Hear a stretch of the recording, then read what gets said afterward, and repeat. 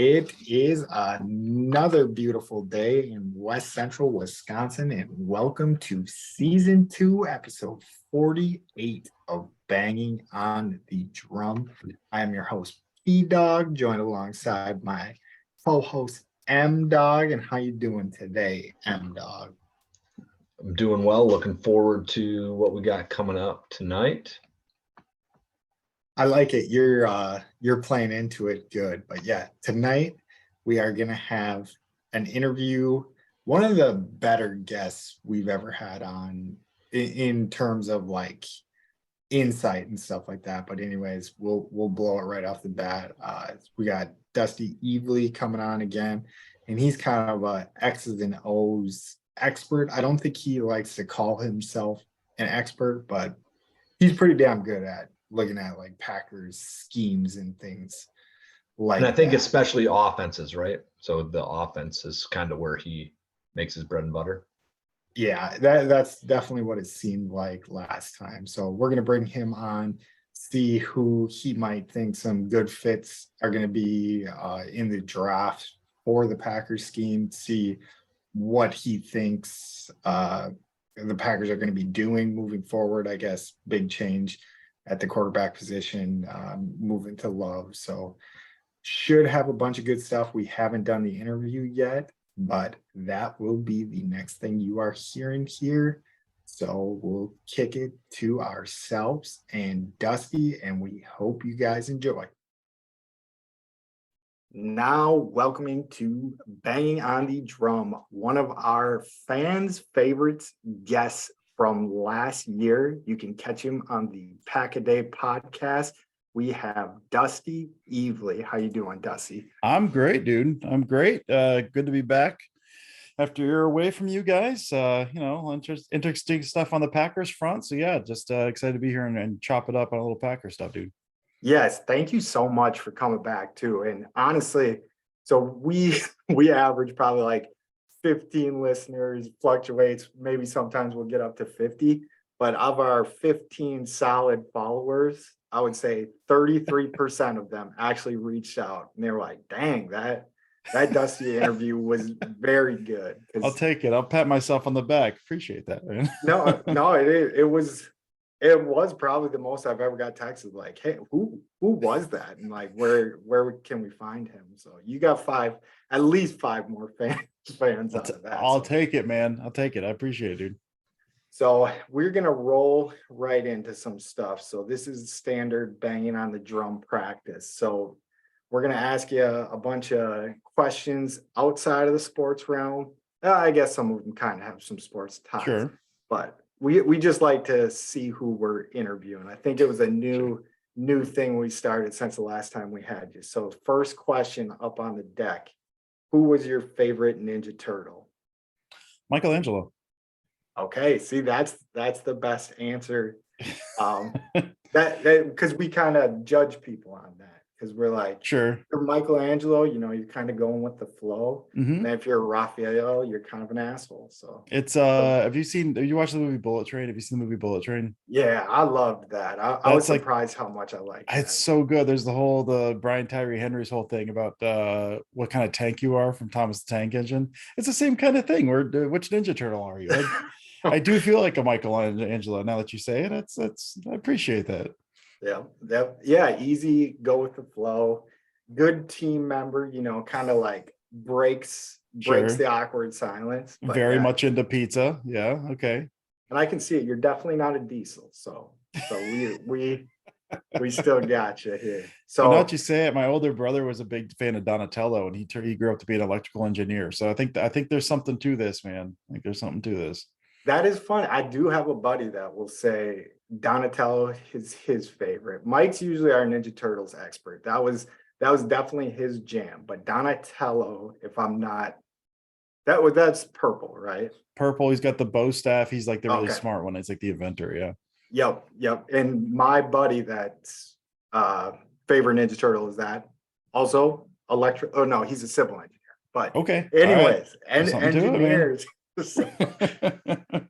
So there is, and then if you like Michelangelo, you just do podcasts about the Packers, I guess. Guess that's where we are, man. I'll take it. Yeah. All right, is your favorite color based on this at all? No, I don't think so. Blue, I think. Okay, so you'd been a Leonardo guy. Leonardo, yeah. Yeah. Yeah, and he's the the stick up wherever leader. Yeah, Leonardo's fine, but yeah, no, it's not. I guess I think about it now. My favorite color now is probably just green, just because that is my I'm so inundated with Packer stuff. I feel like it's transition, but as a kid it was blue, so I'm still sticking with blue. I like the color blue. In between, yeah, because I think I go red, but yeah, but not Raphael. So I guess mine doesn't correlate as well. But those are Mike's favorite questions right off the bat. Here's comes to mind. So what's your favorite fast food restaurant? Oh man, I will go. It's tough because lately I've been trying to eat when I eat, which is not a ton. I try to do more local stuff. But I think fast food in my area, I'll go Five Guys. I don't know if that Five Guys. I guess that probably counts as fast food still. Yeah, that's kind of Order like at the counter. It's right in the middle. I feel like it's like elevated fast food, right? yeah, we put that on the level of like fast casual. Like it's too good to be fast food, but then Okay. it's too quick to yeah, I mean, you walk up to the counter. I feel like your Chipotle's and stuff fall into Okay, that, so it's if we not- want to do like fast food, give me Taco Bell. I always feel bad about myself afterwards, but they got enough different stuff. Like everywhere else, I got my order locked in. I know what I'm getting if I go to like Wendy's or something.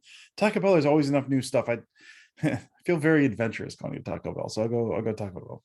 yeah, you gotta get to pick whatever, like what's on Mhm. the value menu. I like Mhm. that.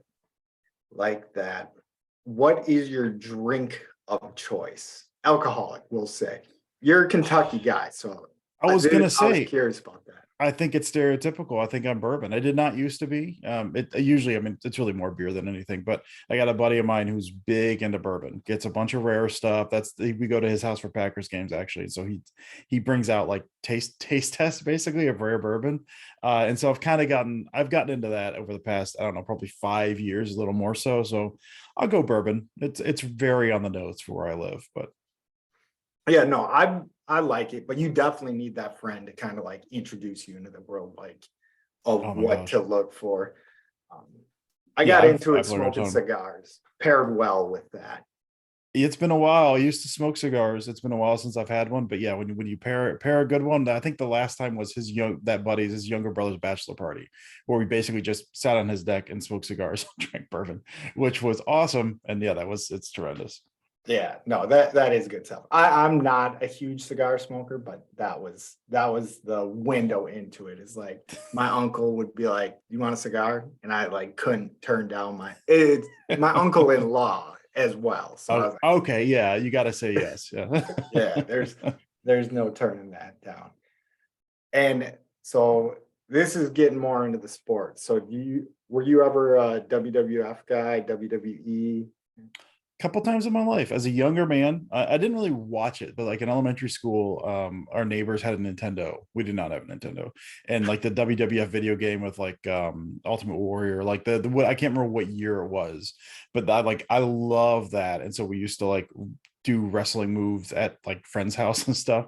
But I didn't really watch it until in college. When I was in college, some buddies of mine really got into it. I went to like a SummerSlam, and they used to do Ooh. like Raw here just in Lexington. So I went to a number of like Monday Night Raw stuff.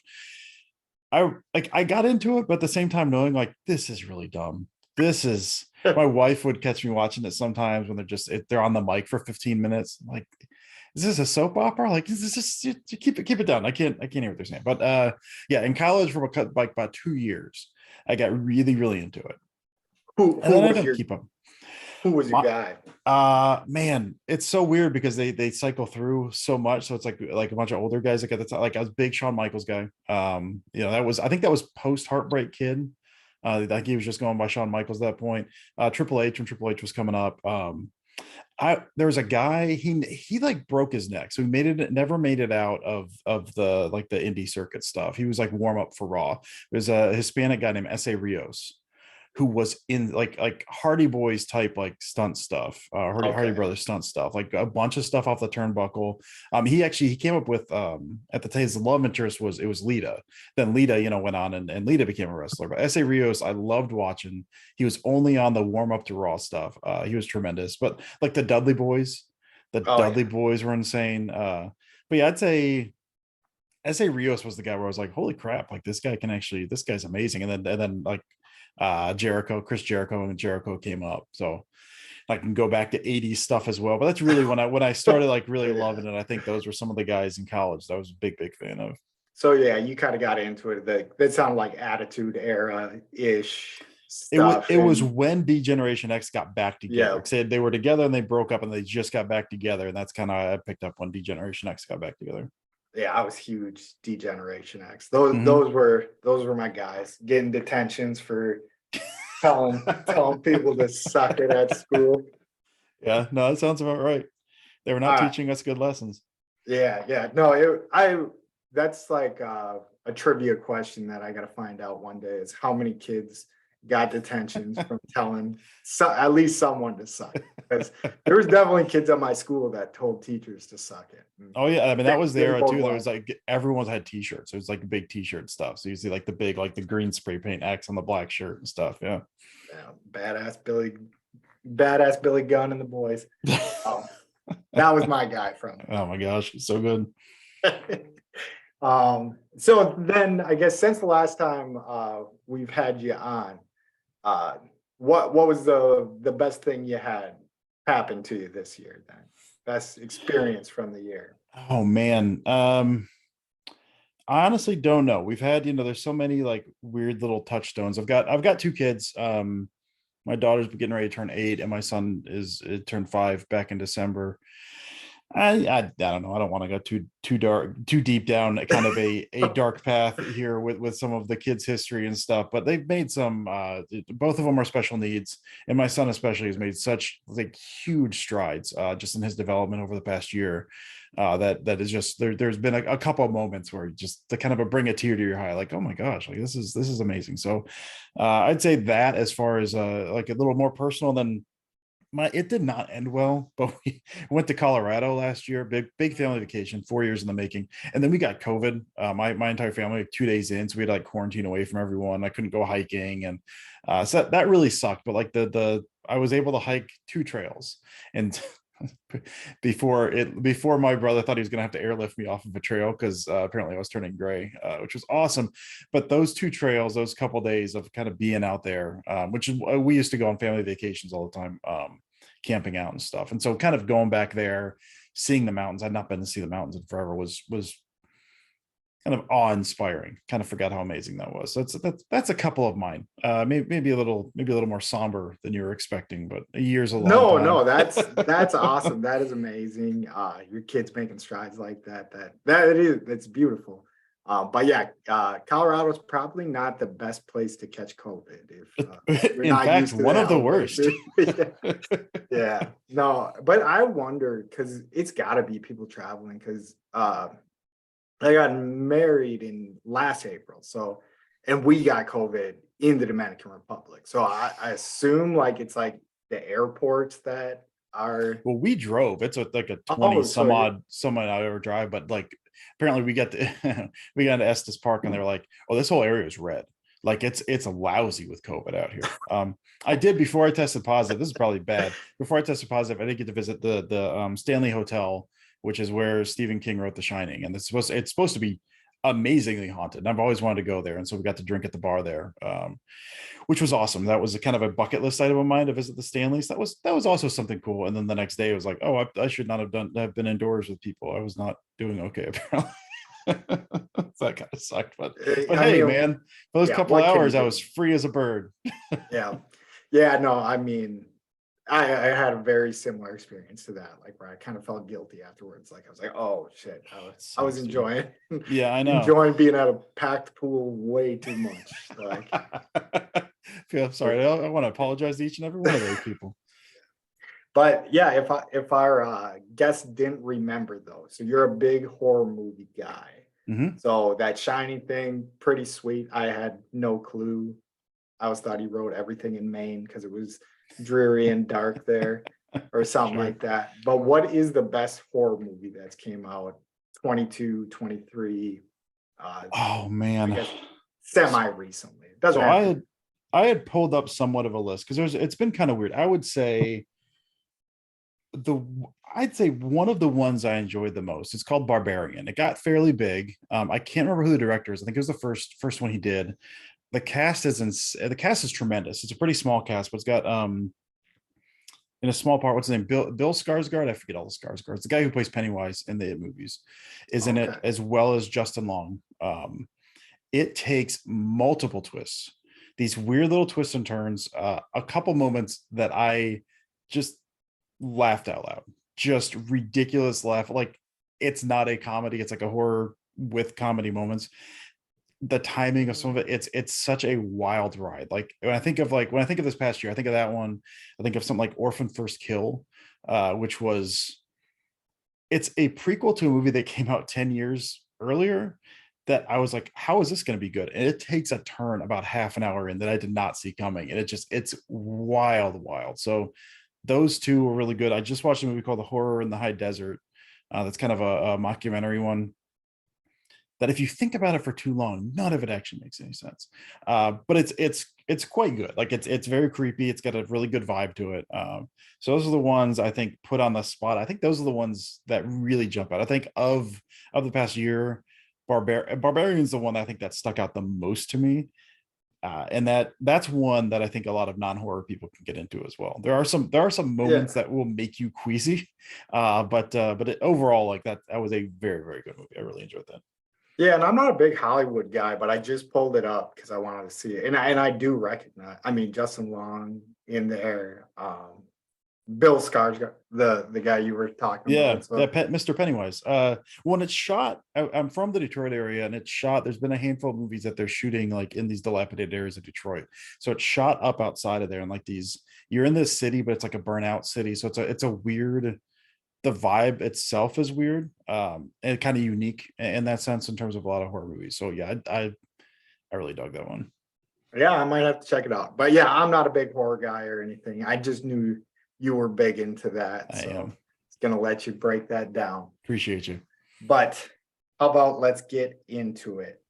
Let me see what I got written here. So last season, so you and if other guys don't remember this either, that were or guys or girls that were listening to the show. So you're a big X's and O's guy. I try, yeah. And I was gonna ask you, do you pay more attention to one side of the ball or the other? Like, because from what I remembered, it seemed more offensively based. If I'm Yeah, not yeah, wrong. that's it. I mean, and kind of one of my things had been I tried to cover everything. And then I started once we had my daughter, I was like, well, I don't have time for this anymore. Yeah. Partially because, well, and the landscape changed because more people were kind of covering this stuff. And so my thing was someone gave me advice was pick a lane and just do something and do it really well. So I mainly focused on passing game. Now I branched out because some passing and running game is so tied into each other. So I picked up running game, but like base knowledge of running game. And I know enough defense to be dangerous because you kind of have to know what offense works. But if I'm looking at, so I'd say like I have a decent understanding of a lot of it, but my main thing I really try to drill down on week to week during the season, even postseason or after the season is done, is passing game more than anything. Yeah, and that is smart because I think that's one thing that we've still failed to this point in our podcast is we don't have a lane. We're jumping lanes. It's Any tough, chance and we you don't need to have one. Like I needed to have one for myself, I think, but yeah, that was just my own personal decision because I was like, I'm just doing the same thing as everyone else, and then I got real down on myself, and then also I didn't know enough, and I just wanted to know a lot about one thing rather than a little bit about everything because football's complicated. I was No, spending way too much time trying to learn everything. you're definitely doing something right because we loved having you on, and I mean like that's like why we bring a guy on too that like is just an expert in that field. So with that being said, just looking back at last season, did you notice anything like scheme wise? Like what were the issues with this Packers team over the last season. Because the year before, you're going to the NFC Championship, or no, you didn't make the NFC. You didn't make the Yeah, no, NFC. they But it was tried. clearly special teams Mhm. like that screwed us. We bring in Rich Bisaccia. That seems to just be totally fixed. Like, if not go from negative to plus in that. Mhm. But I guess where'd you see everything going wrong this season? I mean, I think there's a handful of things. I mean, it was always going to be bumpy at the beginning because Devontae was gone, and they were like, not just Devontae's gone, but we're going to replace him with the hollowed out shell of Sammy Watkins and these rookie receivers. And we all know, like, rookie receivers take a while to get going.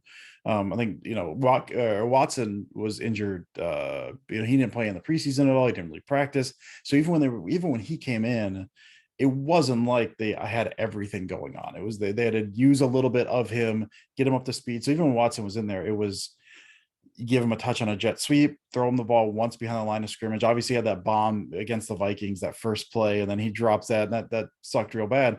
But they didn't really use him as a receiver, and partially it was just because I think his knowledge of the playbook, just because he was not around, he was not doing reps, he was not practicing or anything like that. He took a tougher time kind of getting up to speed. No pun intended, then kind of everyone kind of hoped. And then you had Dobbs, who started pretty well, and then he got injured, but he had some issues, and guys kind of caught up to his game a little bit as well. And then Sammy Watkins was like bad, like real bad. Like, well, think of like early in the season, and some of this goes to, I think, the players, and again, some of those young guys, and knowing you're going to take your lumps, and then hoping you're going to get better down the line. And some of it, I mean, Hackett did bad things in Denver, like real bad things in Denver. But I think his presence was sorely missed. You kind of bump everywhere. There's the Peter principle thing, where like, just because like you get to a certain level and so they promote you to the next level, but maybe you're not qualified for the next level. I think that kind of happened with Stenavich. I don't think he was ready to be OC, because offensive coordinator, you think of the floor calls the plays, he designs the plays, and I don't know exactly what all Stenavich was on the hook for, but game day, offensive coordinator, you're coordinating, you're getting those guys ready, you're getting the packages ready, you're sending the right guys out there, you're doing all this stuff with the package stuff. You get the finer details of the concepts themselves. Like that's the OC. And there was guys like Watkins and even Cobb in some areas were running the wrong routes, like clearly running the wrong routes. You had guys running into each other, like those little fine details. You've got like this, and the offensive line was also a flex. That Elton Jenkins bumped out to right tackle, and he was not fully recovered. He wasn't ready, and he was terrible. And then Newman was next to him, and you run a stunt on that side of the line, and it's all caved in. So now you have like this offensive line in flux with the right side just an absolute tire fire. You've got young receivers, one of whom didn't really practice, and you've got the finer points of the offense were just kind of, again, wrong routes, and then wrong routes multiple times every week. And then at least once per week, guys running into each other off releases, sometimes 10 yards down the field. Like, just like they're breaking at the same plane and running into each other, like just miserable stuff. And so from an offensive standpoint, I think this was always, not to this extent, but it was always the plan. It's going to be bumpy. It's going to be bumpy. And then as the season goes on, these young guys stop being like quote unquote rookies, but you're kind of learning system, you're getting into a little bit more. Then things will smooth out and will be better. And they were, but by the time it got to that point, they had biffed enough games early in the season that it was kind of hard for them to come back from. So I think more or less it followed a plan that was kind of somewhat anticipated. It was rockier in the early going, and then you lose Dobbs for a little bit, and you lose Watson, at a certain point, and then he comes back. And so you didn't really have your full complement of even the young guys out there. So I think by the time the season ended, it was better. A lot of those issues, and Watkins was gone. I don't think Watkins was the problem, but he certainly wasn't the solution.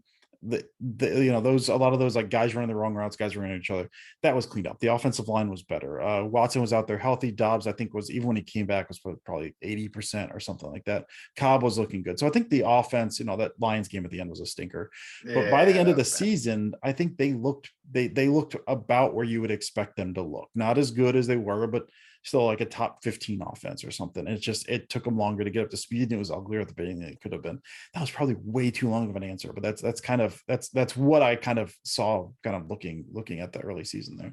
No, that was a beautiful answer, because I mean, I always got to like re-jog my my brain too. And then right away when you're like, yeah, Devontae Adams was gone, I was like, well, yeah, no shit. That we should have expected that was gonna happen. Then you bring in a receiver like Watkins, and like the best thing you're looking at when you're like Googling him is like he's really good at blocking downfield. It was like, I guess we'll take that. But if that's When I was like, what you're maybe he'll stay healthy. They'll use him a little bit and he'll stay healthy. And he injured his hamstring like in week 2. So even like Yeah. he was out for a bit and he came back and like he looked like he was stumbling every time he took a step. It was real ugly, man. Yeah, he ended up playing 9 games. So Yeah. so yeah, we Yeah, and did they not cut him agree. before the season was done. He was back in Baltimore by the time the season was over as well. Yeah, that was a rough one, but no, that was a great answer. That was Thank you. very, very detailed. Especially when it comes from like a scheme standpoint. But you're right, like they did straighten it out at the end. And honestly, if they beat Detroit, I was like, this team might be dangerous. I mean, I'm a hopeless optimist. Like I was like, I mean, we had to run the table one time and we've done it. So maybe this Yeah. is shades of that. But that team that ran the table the first time they were good. They were I was ready. gonna say this team, even by the end, and I'm in the Lions game for sure, but I mean, even by the end, like they were looking better. But like even like week to week, drive to drive consistency just was not there. So it's kind of like they could, if they put it all together, if they could be who they actually could be, who you think they could be, they could give a team problems. The problem was like even like on a drive by drive basis, like they never straightened that out during the season. They would just have long periods where they looked completely disjointed at times. And what do you think like the issue was? Because it did seem like the team could move the ball like decently well to a point, but then we could never finish the damn drive. And I was just mind blown that like we couldn't scheme something up better. I mean, I guess if you look at the past 3-4 years before that, it was just like look for Devontae Adams and he's gonna free somebody else up if Well, he and if they he's were in trying position. different stuff. I mean, they really were. I mean, I think some of the red zone package stuff, and that was another thing. Hackett was in charge of the red zone stuff, so I don't really know who took that over. And I mean, Hackett's last year in Green Bay, they were no great shakes. I think they were 76% scoring touchdowns in the red zone, like in 2020, and then even in 2021, they were down to like 60, which is a reasonable level, and they were like 55 or something this past year. And some of that is just, I mean, studies have shown like you can have the same exact team. You could even sim the same exact season. Red zone offense fluctuates wildly from you. That's one of the things that like even like a lot of advanced metric stuff, like people are like, we don't know why. It's just red zone offense fluctuates wildly from year to year. So part of it's luck. Part of it is run game in that area was not very good, and part of it is, I mean, honestly, some of the detail stuff. Rodgers has lost some mobility. His thumb was a problem. I didn't even mention his thumb earlier. His thumb was a problem at some point. He started taking more snaps out of shotgun because he couldn't do under center. But so you had some of the accuracy was off. Then you had the attention to detail, especially early in the season, where like a lot of this, everything's compressed down there. You're trying to get a guy like off a false step, and then you're trying to make him pay for that. But if your guys are also doing false steps, you lose that edge. And so, I mean, I think that was some of it. And then you've got guys out there, you're cycling through receivers every couple of weeks. It seemed like even when Dobbs was good, and then Watson came up and Dobbs went down within like one snap of Watson coming back. So Yeah. it's one of those, like, it's a boring answer. Some of it's dumb luck. I think the scheme stuff is good, but some of it was just, I think their offensive line, even though the offensive line got better when they kind of reconfigured that stuff, they were much better. I don't know what the numbers are on this. They're much better pass blocking than run blocking. Like they could not get traction run blocking even by the end of the year. So I think that was a big problem. Like if you can't run down the red zone, you lose some of that. So I think that was one of their issues as well. Is just an inability to be able to consistently push the line and threaten with a run game. And then if you can't threaten with a run game, and they know you can't threaten with a run game, well, the play action game stops working as well, and that can be really effective in the red zone. So I think it's just kind of compounding issues combined with dumb luck. Yeah, and you're jogging my memory so good. You have a steel trap up there because in the season AJ Dillon just didn't start out running the ball like Yeah. he did the previous seasons, which who knows, maybe it's because he felt bad for running over a mascot in the off season, and then it was like I forgot about that. yeah, no, I remember like we brought that up on the show and we're like, that was brutal. Oh, Like he that, killed that kid. yeah. Like I was like, is that guy gonna sue him or something? But But yeah, Dylan could not get it going early in the season. And then once we did start getting things going, it does. But what do you think though? I thought a good part to your answer was like the Rodgers mobility part. Because if you look at the successful teams right now, and obviously Rodgers has never been that guy that's just like taking like a naked beat or anything like that. But it does seem like every team that's very successful in the red zone is your Jalen Hurts, your Patrick Mahomes. Like that's your Super Bowl matchup right there. Mhm. And it's just that third option in there. And I was kind of calling during the season, I was like, is there any way we could get like I'm a big Rodgers guy. So this isn't like I'm not saying I'm not a dumb fan, but I know you don't want to take the ball out of Rodgers' hands, but I was like, is there any way we could do a package like where we could just have some sort of like RPO more, I guess, without thinking we're risking Rodgers, you know? Right. Well, I mean, and that's one of my issues with the RPO game, and that's one of the reasons that sucker fizzles down the red zone. In the red zone, everything's compressed. In their RPO game, this is something I say, and then I always have to immediately qualify it because people are like, "Well, you're talking bad about Rodgers," or then people are like, "Hey, you're saying Rodgers did something bad."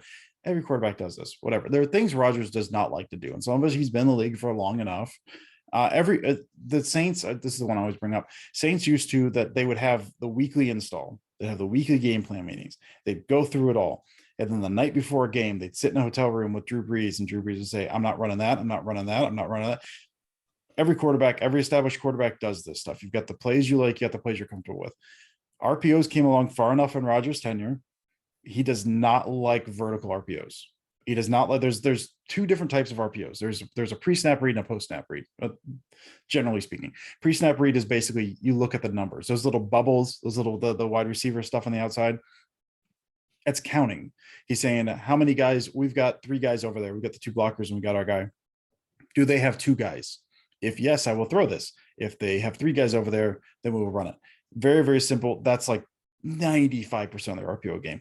The vertical stuff, it's post snap. And so you put the ball into the belly and you look at a conflict defender. So you're looking at, say, a linebacker, and then you're running a slant behind him. And you're saying, if he comes up to the run, I'm throwing this. If he sits back, because you're manipulating defense. You're getting a +1 in the pass game or the run game. It doesn't matter.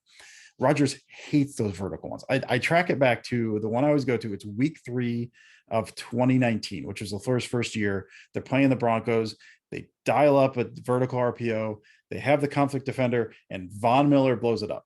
He's in Rodgers' face. Rodgers dirts the ball. He didn't run one for like a year after that. And so, like in the red zone, some of that, you see the Bills are really good with this. The Browns are doing a lot of good stuff with this when Brissett was in there, where those vertical ones, those the glance route, this slant, this kind of like skinny post route from the slot, where you're reading that conflict defender.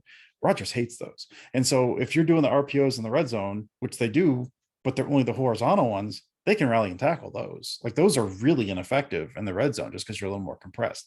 You need to get those guys to take a false step and hit something behind them. And that's something that they would call up. And Rodgers, the last time I saw Rodgers do one of those in the red zone was against Cleveland on Christmas in 2021. And Lazard dropped it, which sucks because it was beautiful. But I mean, besides that, like they don't really, they call him, but Rodgers won't throw him. Because he doesn't like them. And so that you do see him dial him up. He won't do it. And so they'll hand it off. And some of those times in the red zone, he'll hand that off because the numbers say you should hand it off, and then they'll just get stuffed at the line. So there are ways you can do that. I mean, the mobility thing is a good point as well. Those guys you mentioned, but the other thing with those guys is, and I think something Rodgers was missing, is chemistry. He was so good in the red zone because he would break contain. You don't have to like run. You got to buy time in the red zone. And so he would kind of get outside. For a while, you had Jordy Nelson, then you had Devontae Adams.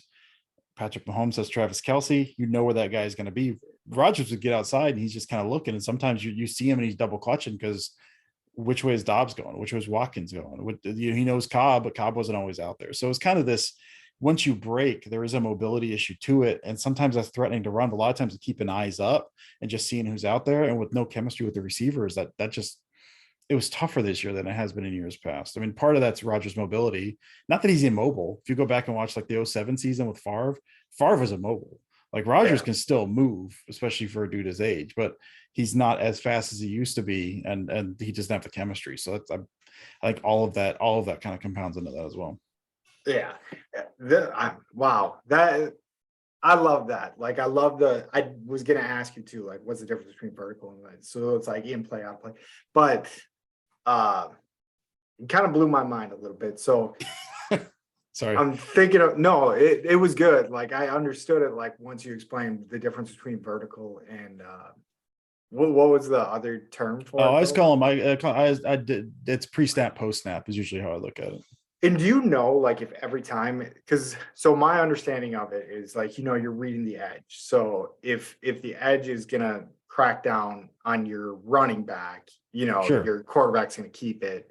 But do they read other guys in that? Like, would they read the nickel? Because like what you were kind of alluding to is like, say, a guy running like Yeah, so that'd be more like X or the zone read stuff, which yeah, I think they've run twice with Rogers, yeah, because he won't do that. And I mean, really, a lot of quarterbacks they don't have a lot doing that much anymore. That was, occasionally, college. yeah, college you'd see him break that out occasionally. Usually, what happens is they'll have a quarterback do that, and then once they pay him, they don't have a quarterback. They used to do that with Russell Wilson all the time. Then they paid Russell Wilson like we're not going to have you do that anymore because the rule was if you carry out the fake, they can still light you up.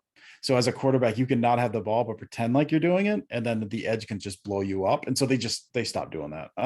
But even on those, there is an option, not always, but it's kind of like a triple option thing where you have the edge crashes. It's usually the wide the boundary defensive back to the pull side, and so you'd have like you read that end, and if he crashes, the quarterback keeps, but then someone scrapes over the top, the quarterback can throw to the wide receiver on the end. So it's this kind of like passing triple option thing that you do. It's all got to be done quick, or else you get flag thrown on you for an eligible man downfield.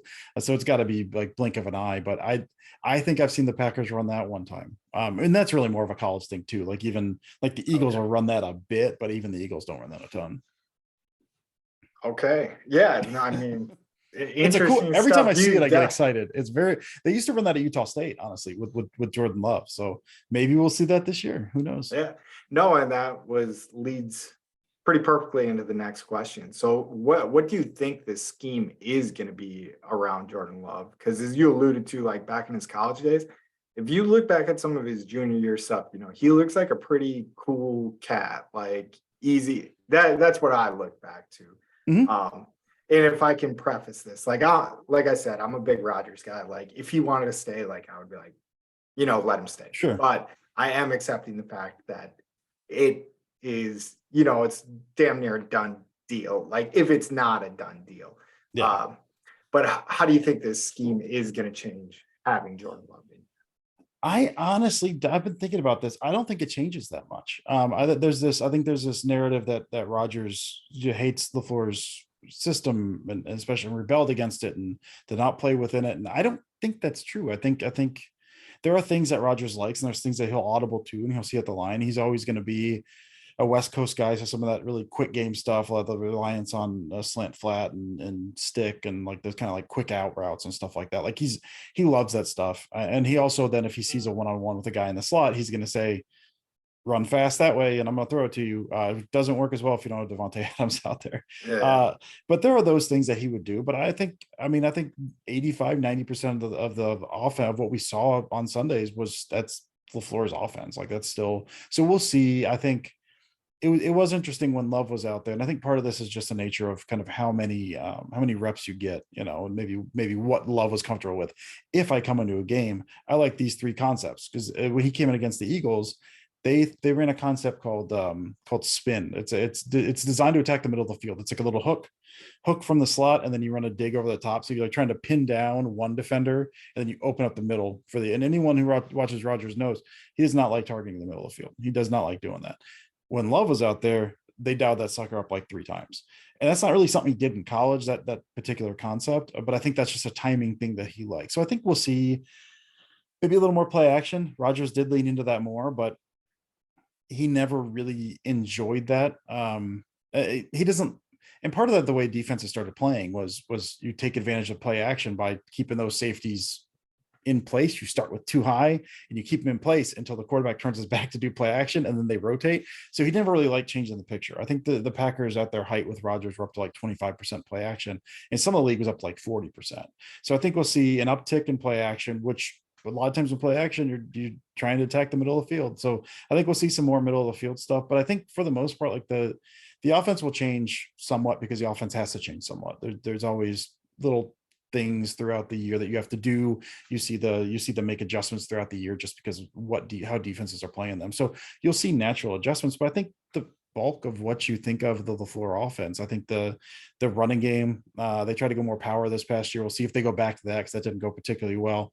But a lot of the boot stuff and a lot of those kind of core concepts, I think is going to stay roughly the same. Love, I think, will probably hew a little closer to that just because it's so different than what he ran in college. That I think he's gonna stick closer to it. I think we'll probably see some audibles, some kind of route adjustments at the line at some point. We're probably not early, just as it gets its feet wet. But I think there's this thought that it's going to look wildly different, and I don't really think it will. I think it's going to look roughly the same, probably with fewer deep shots to the slot guy. Is probably going to be like the biggest thing. Like he's not going to be throwing that all the time. You'll still see it, but I think that's probably going to be the big difference. But everything else will look roughly the same. It's my guess. Yeah, I mean, because my dumb brain is just like, okay, we're gonna be running the crap out of the ball. It's gonna be like all play action stuff. But that leads me into another question that my brain thought of a year in advance, and then I started to see it a little bit more. So what did you think when they started putting like Aaron Jones and AJ Dillon on the field at the same time a little bit more? Because I loved that. Like Yeah.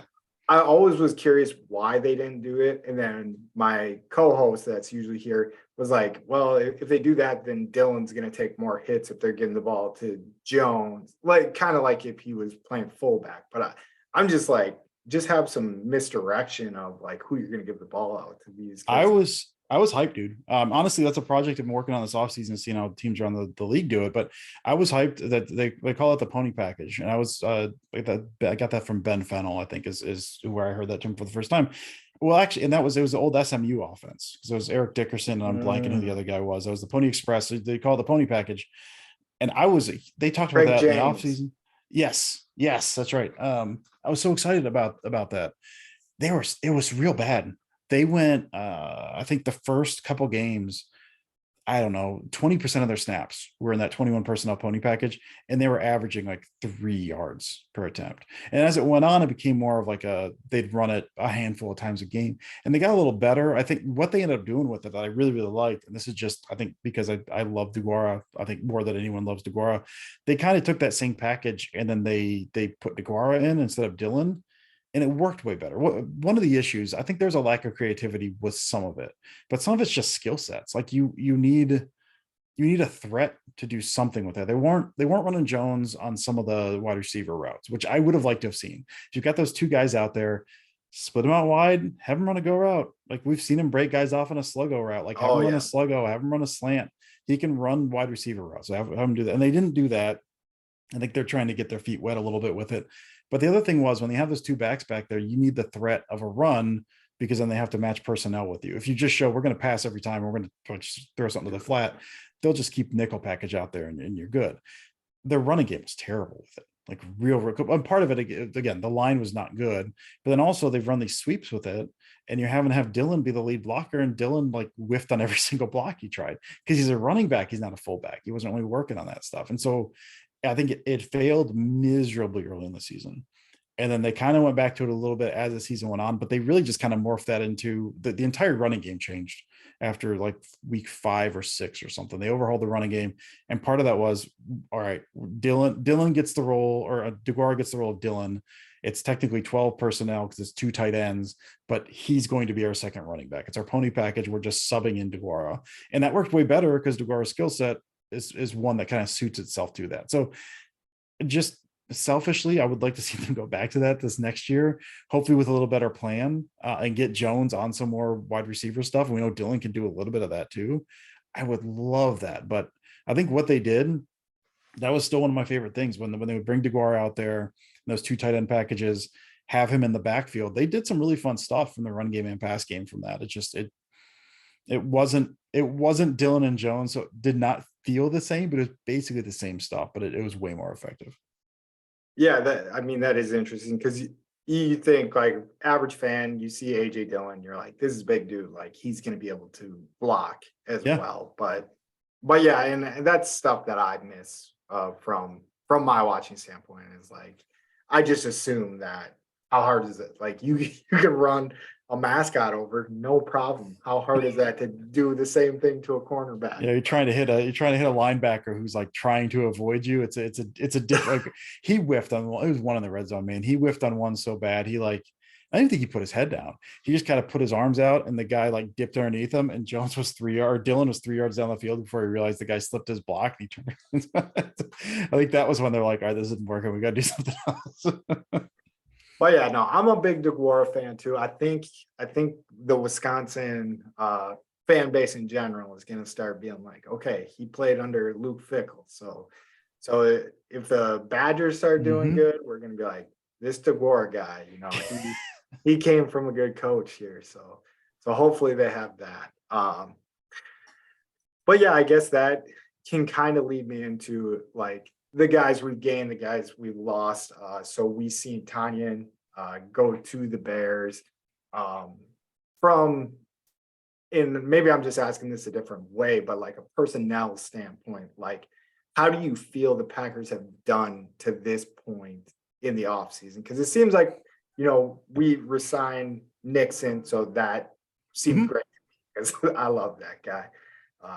He'll always be a legend to me. He's yeah, even if he fizzles out, he'll have. Do you remember Patrick Dendy? I was big on Patrick Dendy when he had like 3 picks to close out the season. That was my boy for a while. So if Nixon, he'll always be a legend to me. But I'm hoping there's longevity there. But then we get Rudy Ford back. But I've lose my train of thought where I'm going. But how do you feel we've done, and how do you feel we're going to replace a guy such as Robert Tanyan, who didn't really live up to, like he had that one good year and then. Yeah, I mean he was an undrafted free agent, so he was like he had that when he was converted wide receiver to tight end. So that was a guy when they drafted Sternberger. I did a project looking back on Sternberger's rookie year, and I was like, well, let's see like what skills are there. And as I was watching Sternberger, I was like, oh man, Tunyon's looked like he's getting ready to pop. Like you could tell he worked. You could tell he got better. So. And then the next year was when he had the 12 touchdowns or whatever. Which I think was touchdowns are fluky. So I don't think that was indicative of who he was. But he was still a fine player. Like he was not the best blocker, but he worked hard. He's gotten guys' ways. He's certainly something he improved on. Like. And then as a receiver, he was pretty good, but like once he tore his ACL, like he was never the same coming back. And maybe this year he will be. I hate that he went to Chicago. I hope he rebounds because he seems like a good dude. But he just basically he was a guy who tried hard, and then he got by on some of his receiving talent and the way everything's kind of schemed him open. And once he lost that athleticism, he wasn't able to gain that back. Like it kind of screwed him. But that being said, the tight end room sucks, dude. I mean, both those areas use like tight end and safety. That's one of those. Maybe they got to wait for the Rodgers domino to fall to see exactly where the cap and stuff is, where their money is. But I mean, because Lewis has not been re-signed yet either. And so right now that tight end room is if I'm not mistaken, I think there's one other guy. I think there's some like undrafted free agent guy on there, but it's Tyler Davis and it's Josiah DeGuara. And DeGuara is not even a true tight end. As far as he does some of the inline stuff, he's more of kind of that hybrid H-back type of guy. And we also know that tight ends, they usually, this is a pretty good draft for a tight end, but those guys usually don't start hitting until year 2 or year 3. So they're going to go into this year. They haven't made any signings. I would have liked to have seen, I'm not the biggest Gesicki fan, but I would have liked to see them take a swing at a guy like Gesicki. He did not sign for a whole lot, or Dalton Schultz or something. I was a big Dalton Schultz guy. Someone to kind of plug that gap for the next year or 2. So while the guys you draft have a chance to like come along and learn a little bit. But as it is now, like they may have to fill out that tight end room in the draft. And for as not good as Tunning was this past year, at least he was a body and he knew what he was doing. Like, right. And I kind of think Lewis probably isn't coming back unless Rodgers, for some reason comes back. Like I think he's gone, which means you've got those 2 guys and you're looking at UDFAs, re-sign Dominique Daphne, whoever Dominique Daphne's new down or something like that. But you're gonna have to draft someone, and then you're starting a rookie tight end, and you're relying on them to do something, and they're probably not because they're a rookie tight end. And the same thing with safety. Safeties take forever to get up. Right now, it's Darnell Savage and like special teamers. Like Rich Bisaccia is the happiest man in the world this offseason. He's got all of his guys. They've got 6 guys in the safety room, and only one of them can halfway play safety. So, I mean, I it's one of those I don't want to make any declarations until, you know, post draft, post Roger stuff. We'll see what happens. But because we got a lot of time before the season starts. But as it stands right now, I look at that tight end room, I look at that safety room, and like, guys, you got to do something. There's talk of like Rasul back at safety. I don't know if that would work, and the floor kind of shut that down, at least in the short term. I did like what Rudy Ford did in limited time last year, but I don't know if he's going to keep that up. And maybe they bring back Amos, who did not look great last year, but at least like knows what he's doing. Like it's those two positions. I think that roster is pretty good. I think for the most part, like strong in a lot of areas. But tight end and safety are like remarkable weaknesses. Like they barely have dudes to like go on the field in those places, let alone any depth. So it's concerning to say the least. And this is the part where I'm going to be missing Mike helping me out the most, because Mike's a big draft guy. So how do you think we are going to address those issues in the draft? Like, do you think we're going to go offense right away with all the sexy wide receivers that we have out there? I can't remember the name, but I really want the tight end from Georgia. I don't know how. Darnell Washington. Okay.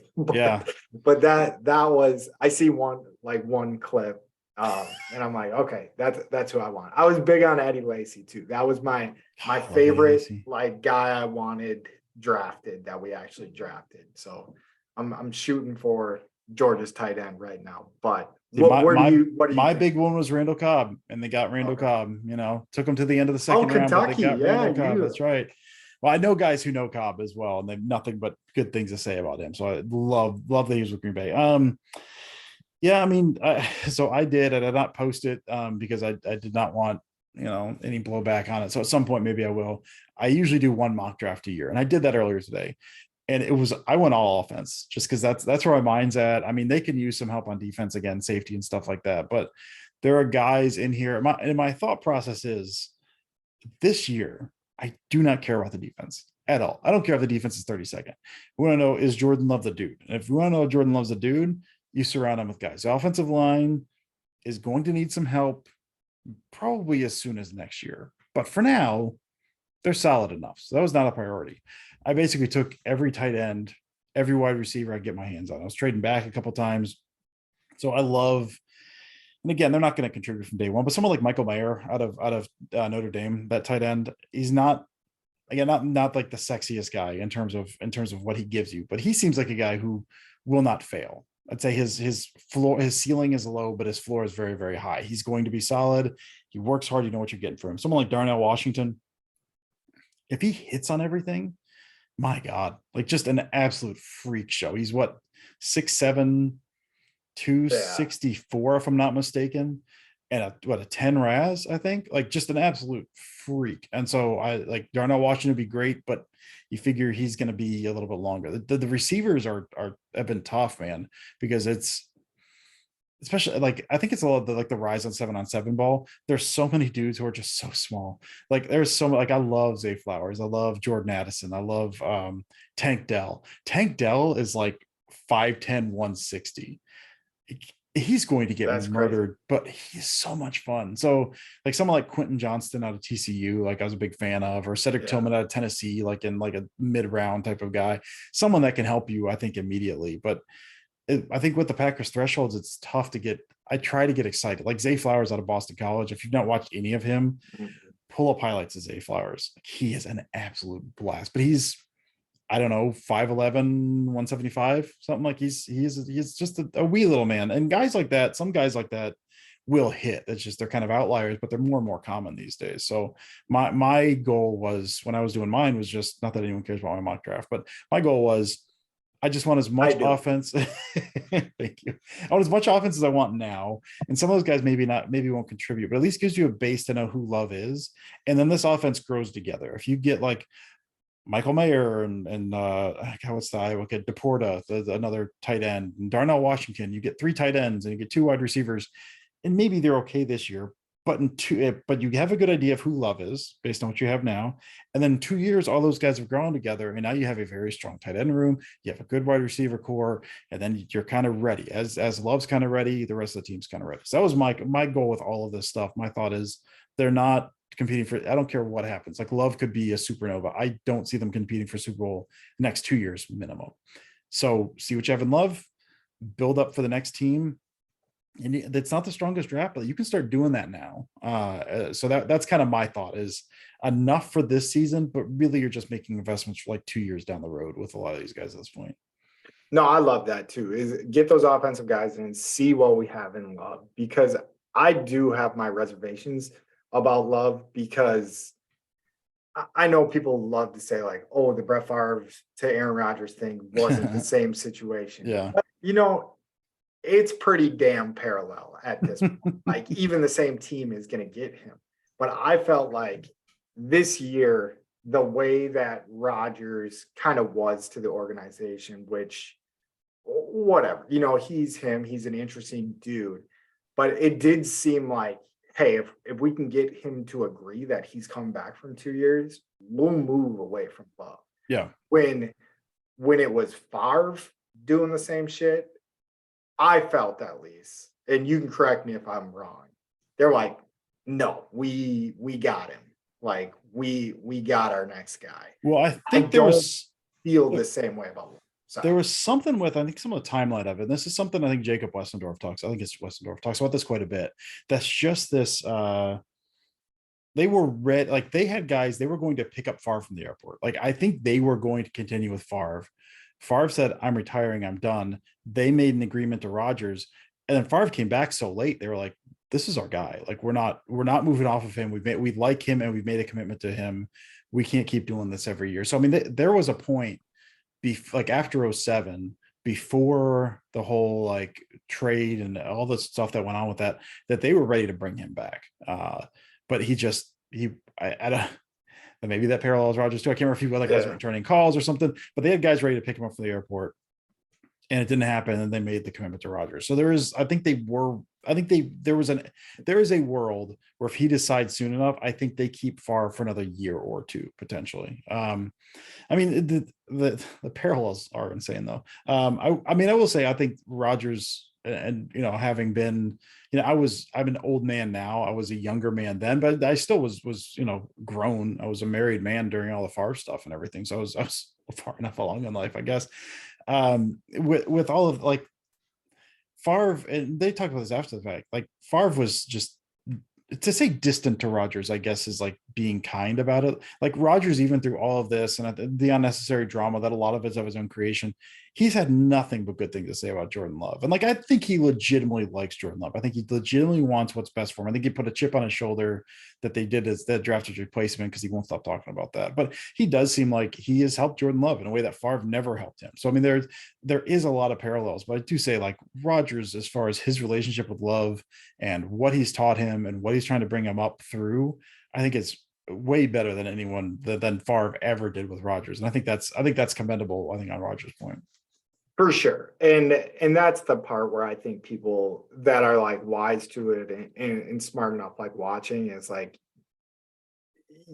I love Brett Favre because, that was a guy, like he goes and defrauds the state of Mississippi and stuff. And I'm still like, that's kind of my family member. Like, I hope something comes out positive of this, but like Favre's just not as good of a, maybe I can't even say that, but like Rodgers, you summed it up perfectly. It's like he's been. I think Rodgers is more self-aware. I mean, I don't think he's fully sure. self-aware, because I think there's stuff Rodgers was saying. You're like, are you hearing yourself right now? Like, you hearing stuff? But I think he was self-aware in a way that Favre was not. I think Favre thought he was going to live forever. Favre thought that like this was going to go on forever, and like he was God's gift to the Green Bay Packers, and there was no Packers without him. Where Rodgers like wants to stick around, and Rodgers wants to be that dude, but he also knows like, listen, not everything lasts forever. This happened to me. It's kind of coming back along again. I would like to stay here. I do think he legitimately wants to retire in Green Bay. I think that's something he would like to do.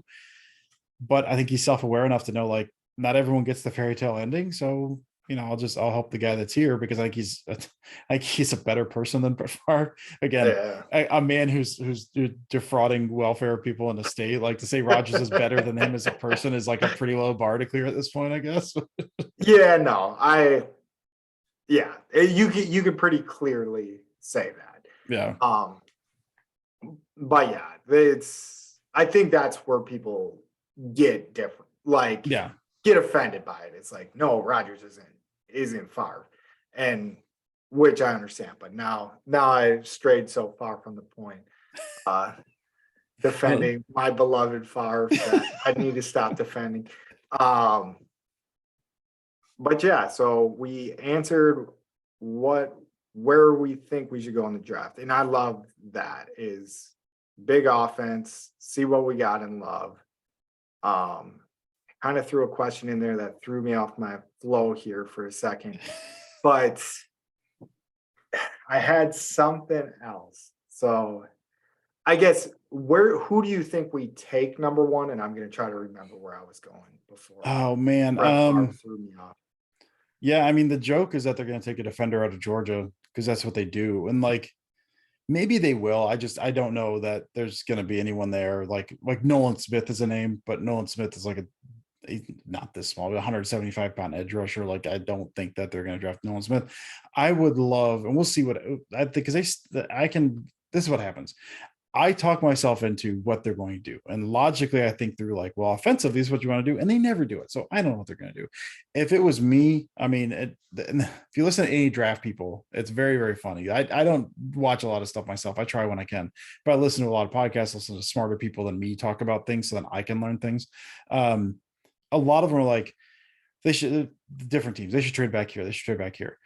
It's not the greatest draft. Someone's got to trade up. So, I mean, in the ideal world, the Packers trade back, pick up some picks, and then at the end of the first round, beginning of the second round, if it's me, I'm double dipping Michael Mayer, Darnell Washington. I'm getting that tight end room. And again, hopefully solidifying that and growing that, like you're with an eye on like 2 years down the line for when you're ready to compete again. And then you grab Tajay Spears is a guy I really like, a running back out of Tulane in like the third or the fourth. But yeah, I'd first pick. I don't want him at 15, but I also don't care about draft position at this point. I think someone like Michael Mayer, who again, like is going to be a solid player. It's a high floor. He's going to not be amazing from day one, but like give you something that you don't have in your tight end room currently. And you figure will grow into at least a solid player for like the next, 7 to 10 years or something. I would have no problem with that. So that would not be the flashiest pick. And I don't like drafting for need, but I think if they ran the card up and it was Michael Mayer, I'd probably be a little disappointed because I really want Zay Flowers, but that also, I think that would make a lot of sense to me. So, and that's the guy from Notre Dame. Tight end on Notre Dame. Yeah. Okay. Yep. Now, if they went down Washington, I'd lose my mind. There's a higher bust rate there, but if they went Washington at 15, I'd be like, oh, here we go. Yeah, but I mean, you get a tight end from Notre Dame, you just like, yeah, that might be good. Like it's like a tight end from Wisconsin or Iowa or something. He will be fine. Like, he will be very boring, but he will be fine. Is roughly how that will go. Yeah. Next Owen Daniels coming right up. So. That's right. Jason Witten 2.0. And so on the team right now, and I think I kind of want to go like more weapon wise. So I mean, we know what we have in Aaron Jones, we know what we have in AJ Dillon, but out of our receivers and tight end that we have right now, like who do you think is going to step up and break out? And I think I would take Christian Watson out of this a little bit, like unless you think like, he's going to land in the fields of Justin Jefferson's and I'm way too excited about Christian Watson, man. I think Christian Watson could go supernova this year. I think some of it depends on who they bring in and kind of how they address that room. Because as it stands now, one, you've got to like Dobbs is technically fast, but it doesn't really show that much on the field, at least as far as how he's been playing. He seems more like kind of possession-y guy. So he's not really going to threaten you too much. They do have Bo Melton that they picked him up last year that I really like. He's just fast. So if they get another like speedster guy, because what you need to like stretch the field horizontally and vertically is what you're trying to do. And if Watson's the only speed guy, he can't do both. But he's so good with the ball in his hands behind the line that if you've got him running those jet sweeps, you can't really do anything down the field. So if they get another, and maybe that's Melton, but get another burner, and I think you unlock what Christian Watson could do. But yeah, I'll go. But I'll you know what? I'll go DeGuara. I think Dobbs has a really good chance, but I think DeGuara, just based on some of the tight end stuff, it takes him a little longer to develop, and he's learning another position anyway, because tight ends, you're learning offensive line stuff, you're learning how to run routes like a receiver, and then you got the H-back stuff, he's learning how to lead block, and then beyond that, he had the COVID year, and then he lost a year because then he got injured that year as well. So he like missed a lot of training camp, missed preseason, tore his ACL. And so he's a little bit behind development, but he's at the point in a tight end's career where they usually pop. For whatever reason, it seemed like Rodgers hated him. Yeah, Like just never threw him the ball. And I don't know why that was. I think he's got 2 touchdowns in his career. He's like maybe like a total of 10 catches over the course of his career. But I think Love seems to like him. I think they have a good rapport, and he's at the point where they normally take off. I think DeGuara, and again, I love DeGuara, so maybe this is just rose-colored glasses here, man. But I think DeGuara could be in for a big year. Is it the Kentucky proximity of Cincinnati? Like, I think so. I think so. I do. I've got friends at UC. My wife went to UC for a little bit, so I do think there's something to that, probably. Yeah, but no, I love that idea in the draft because. Yeah, Christian Watson. I guess I kind of hamstrung you on that one, no pun intended. Taking him out of that question, but having Christian Watson, Romeo Dobbs, it seems like. What do you think of Samori Toure? I like him. We didn't see a whole lot. I mean, if Rodgers didn't hurt his thumb, Toure has at least 2 more touchdowns on the year. And I think we look, because he was 7th round pick or something. Like they didn't ask him to do much, and what he did it well. I mean, he's a fast man. They pointed him a certain direction. They said, run that way fast. And he said, yes, sir. And he did a very good job with it. So I don't know how much he can develop. He was a guy going in the draft last year that I know a lot of people pointed me to. They're like, because he's out of Nebraska, if I'm not mistaken. Like they don't throw in this offense. Like this is a guy that if he develops could be a monster. So I do really like Toure. I'm curious to see how they use him this year, because he limited snaps this past year. He didn't do much, but I think there is something there. I just don't know if, based on what we saw last year, I don't know if this year, like that may be like a year 3 guy, ready to pop. I'm not entirely sure. Yeah, he is kind of. So I just have to click on him just to fact check you, but you nailed it. Nebraska 7th round pick, but he is 25. So I mean, he was kind of a older senior. Yeah. Maybe some of that COVID year comes into play, but I think you basically covered everything that I wanted you to come on here for, and I did it. And yeah, no, I love the answers. I hope the Packers go the way that you're saying in the draft. And I think it's a good idea. And maybe I'm starting to make it more of my idea than yours, so you can clear this up. But yeah, let's bring in some weapons. Let's see what we got in Love, right? Early. Because what does he have on his contract? Like we're gonna have to they've got to decide before the year if they're going to pick up his fifth year option, since he was a 1st round pick. So he's going into year 4, and they got to decide. I don't remember the date. I think it's by mid-May. If they want to pick up his 5th year option, which I assume they will, which means you've got 2023, 2024, likely get an extension done, before 2024. So I mean, they've run out most of that rookie contract, which is the same thing they did with Rodgers. You've got a very small area now to kind of like evaluate whether he's the dude or not. So let him up, man. See if he is. I kind of like that too. It's like puts a fire under his ass. Like, hey, you got 2 years to show us what you got, and if you're good, you're going to get paid, and then we're going to move on. Here are 5 guys we drafted in the first 2 rounds for you. Have at it. Yeah. And yeah, what a slap in the face if they go with one of the Ohio State receivers right off the bat after Rodgers leaves. First receiver we draft in the first round would be 2002. Objectively hilarious. It would be very, very funny if they did. I do feel like the Packers sometimes slap Rodgers across the face a little bit too hard. Like, I think the draft stuff, to me, I mean, that was always they they follow their thresholds, they follow their board. It's that Ron Wolf thing. It's the same stuff they've been doing for like 40 years, whatever at this point. Like they've been doing the same thing. And so I mean there are times you certainly wish like they could have given him more weapons. They Yeah. could instead of drafting, I just as a rule, I don't like drafting inside linebackers in the first round unless they're like, I think they're going to be like a generational talent. So last year they Devontae Wyatt and then Quay Walker. I certainly would have done Quay Walker. Like I would have taken a receiver or something. Like you've got to bolster that room just because you've got to, even like if not for Rodgers. I love what the Steelers do, where they take like 2 or 3 wide receivers every single year. And so like they've always got high end speed guys. Like one of those guys shakes out and he's something. Like I don't like overall, I don't mind what they've done with the draft. I think they needed to take more shots at wide receivers over the years. I don't care if that's in the first round. Like in the first 3 rounds, grab one a year and just see what happens because there's athletes all over the place. So I do think like on that front, they could have provided more there. Yeah, no, and I think anybody that just looks at the situation like, we could have got him something. Who's the last receiver we drafted in the first round? Was it Javon Walker in 2002? I don't even know if he was a first round. No, Walker was pick. first. Yeah, no, I think Okay. I think he was the last one, if I'm not mistaken. Yeah.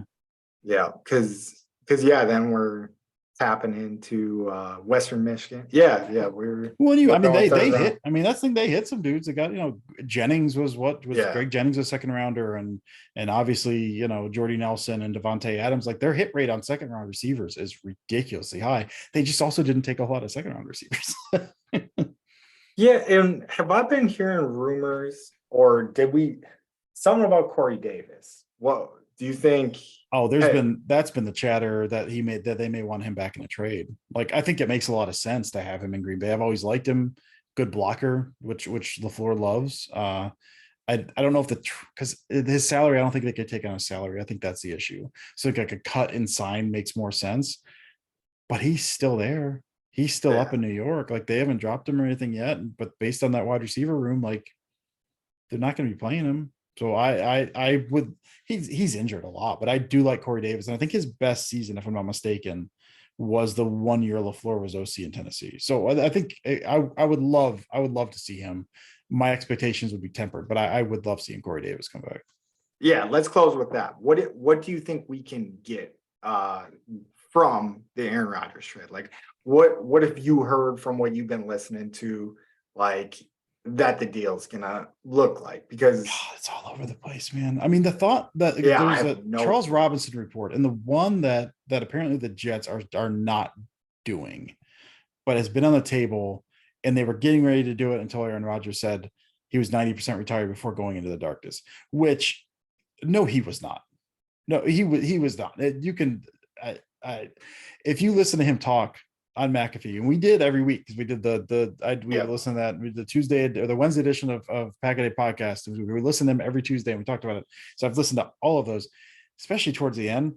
He's contradicting himself in his own interview at times. There's a 0% chance he was 90% retired before going into the darkness. But the report is that I think Woody Johnson got spooked, but the deal on the table was second round this year, first round next year, and then a conditional second, I think, in 2025 that would or no, the Packers would have to give the Jets a second round if Rodgers did not play in the 2024, which is a very so it's a second of this year, basically a second this year, a first next year is more or less what it comes out to for Rodgers. And he did not play up to his standards this past year. He's getting older, blah, blah, yada, yada, yada. That's a very good deal for a quarter. If you think as the Jets that you are a quarterback away and you're telling your fans at every opportunity, Aaron Rodgers is coming, a future first and a second round this year, that seems very reasonable to me. If that's what they're balking at because of the 90% retired thing, which again, 0% chance that's true, then I don't know what, I've heard 2 second rounds this year, which fine, I guess that'd be fine. Yeah, I'd take it. Maybe Honestly, at this point, I made some mention of this. If it happens after the draft and it's draft picks going into next year, this is not the strongest draft. And the Packers, I think, are fairly well positioned to address some needs and bolster the offense a little bit. If it doesn't happen until after the draft, they pick up a couple seconds or a first and a second the next year because the Jets start getting desperate. then that's some more ammo in the 5th-year option of Jordan Love. And then you take that and say, thank you very much, because Marvin Harrison Jr. is coming out next year. And now we have the ammo to get Marvin Harrison Jr. if you want to do that. So I would be all on board with, like, it doesn't even have to be done before the draft. We'll take future draft picks like that. We'll just bolster going forward. We don't care about. I would say if it gets done before the draft and it's the back-to-back second round picks from the Jets this year was at 43 and 44, 44 and 45, something like that. If they get those, or a first and a second, that seems more than reasonable. And with the Jets position, where they are, who they have in that quarterback room, how ready that roster is, granted, I'm not a GM. If I was a GM of Jets, I would have pulled the trigger on that deal yesterday if I could. Yeah. Like, that seems insane to me that they're not doing this. I don't know what they think fair compensation is. But maybe I don't know what fair compensation is, I guess. Yeah, and I don't think it's even at the point where it's fair. Like, I think it's GMs swinging their dicks on each other. Like, at this point, like, because they're like, oh, Rodgers already played his hand. Like, he was like, he's coming to play for us. And then the Packers are going to be like, well, we got to take this. But like you said, Jets are going to be nasty if they get Aaron Rodgers. Like, I think it's way better than the team that Favre inherited at that point. So, well, on Favre, that's another thing people forget, because they missed the playoffs. Favre had a shoulder injury that year. If Favre doesn't injure his shoulder, he threw 6 touchdowns in the game early in the season. If he didn't injure his shoulder, I can't remember exactly what it was. It was a capsule thing in his shoulder, and his arm was dead by the end of the year. If he doesn't injure his shoulder, he takes that Jets team to the playoffs, set him in the playoffs and forever. Like, I think that gets lost a little bit to time as well. But yeah, if I'm a Jets fan and you've been hearing from the GM, you're hearing from the owner, like they said 2 days ago, Aaron Rodgers is going to be here, and then you don't get him because you don't want to give up 1 first-round pick and 1 second-round pick, everyone should be fired. Every single person should be fired. There's no reason, but that's preposterous. That's absolutely ridiculous. So if I was a Jets fan, I would be very upset if this did not end up happening for some reason. Yeah, the situation is getting out of hand, or not. I wouldn't say quite out of hand at this point, but it's getting a little bit annoying. Like, where the Packers are like, no, San Francisco's interested now, and like Packers will not give him the conspiracy theory that Bill Belichick's going to swoop in if the Patriots somehow land him from the Jets. Oh my, that would be like highest of high comedy. That would be so. I'm all in on the conspiracy theory stuff. I'm in it for the laughs at this point, honestly. Like, it's done. He's not coming back to Green Bay. They've made that very, very clear. He's gone, probably to the Jets, most likely the Jets. Even if not, it's out of my hands. I'm just kind of laughing at this point. It's kind of fun. Yeah, and that's kind of how we play it. And I think we've got to the point on this podcast where we're like, as long as we just get his like contract off the books, like now, it's like almost a deal at that point. But that is all I have for you. You got anything to close with? No, we talked quite a bit. No, I don't think I do. Yeah, no, thanks for letting me come on and ramble, talk entirely too much. Sorry I missed your co-host here. But thanks for having me on again, dude. This was it always strikes me. I know we're running up to the draft, but in the off season, I know there's the Rodgers stuff and all of that, but it's the off season. There's no football. I'm always shocked at how many people just want to talk ball, and it's so much fun to talk football. So listen, dude, I appreciate you having me on. This was an absolute blast. Thanks for letting me just go on entirely too long. No, I love it. Yeah, thank you so much for coming on. Like, just hearing some of the X's and O's stuff. Sometimes I feel like I should have asked that extra question, but the read option stuff, I was like, okay, that makes perfect sense. It's something I try to get better about. One of my pet peeves. I know I said thanks for letting me ramble, and then I'm going to ramble more. One of my things is like when I was trying to learn about football, I would try to learn and I get too lost because it's too much terminology. And I was like, I don't know what they're talking about, and now I'm lost. I don't know what's going on, and so I would kind of tune out. And so what I try to do, and sometimes I do this, and sometimes I fail. What I try to do is talk in a way that makes sense to me. I figure if I can make sense of it, other people can also make sense of it. So I try to get to a point where like you can kind of hopefully draw a picture in your head, and if not, then I have failed. But yeah, I'm always down. Listen, if you think of anything, just message me, man. Like, I'm always down for follow-up questions. Again, always up for talking ball. if I explain it in a way that doesn't actually make any sense, maybe it's because it doesn't make any sense. Maybe I don't know what I'm talking about, but maybe I just didn't do a very good job. But I'm always down to try to clarify a little bit if at all possible, because it's, I don't know, it's the off season, and what else is there but to talk about more football, right? No, that's very Michelangelo-ish of you. That's that's what I Appreciate was it. thinking there. So no, great stuff. Thank you so much, Dusty. No, thank you, man.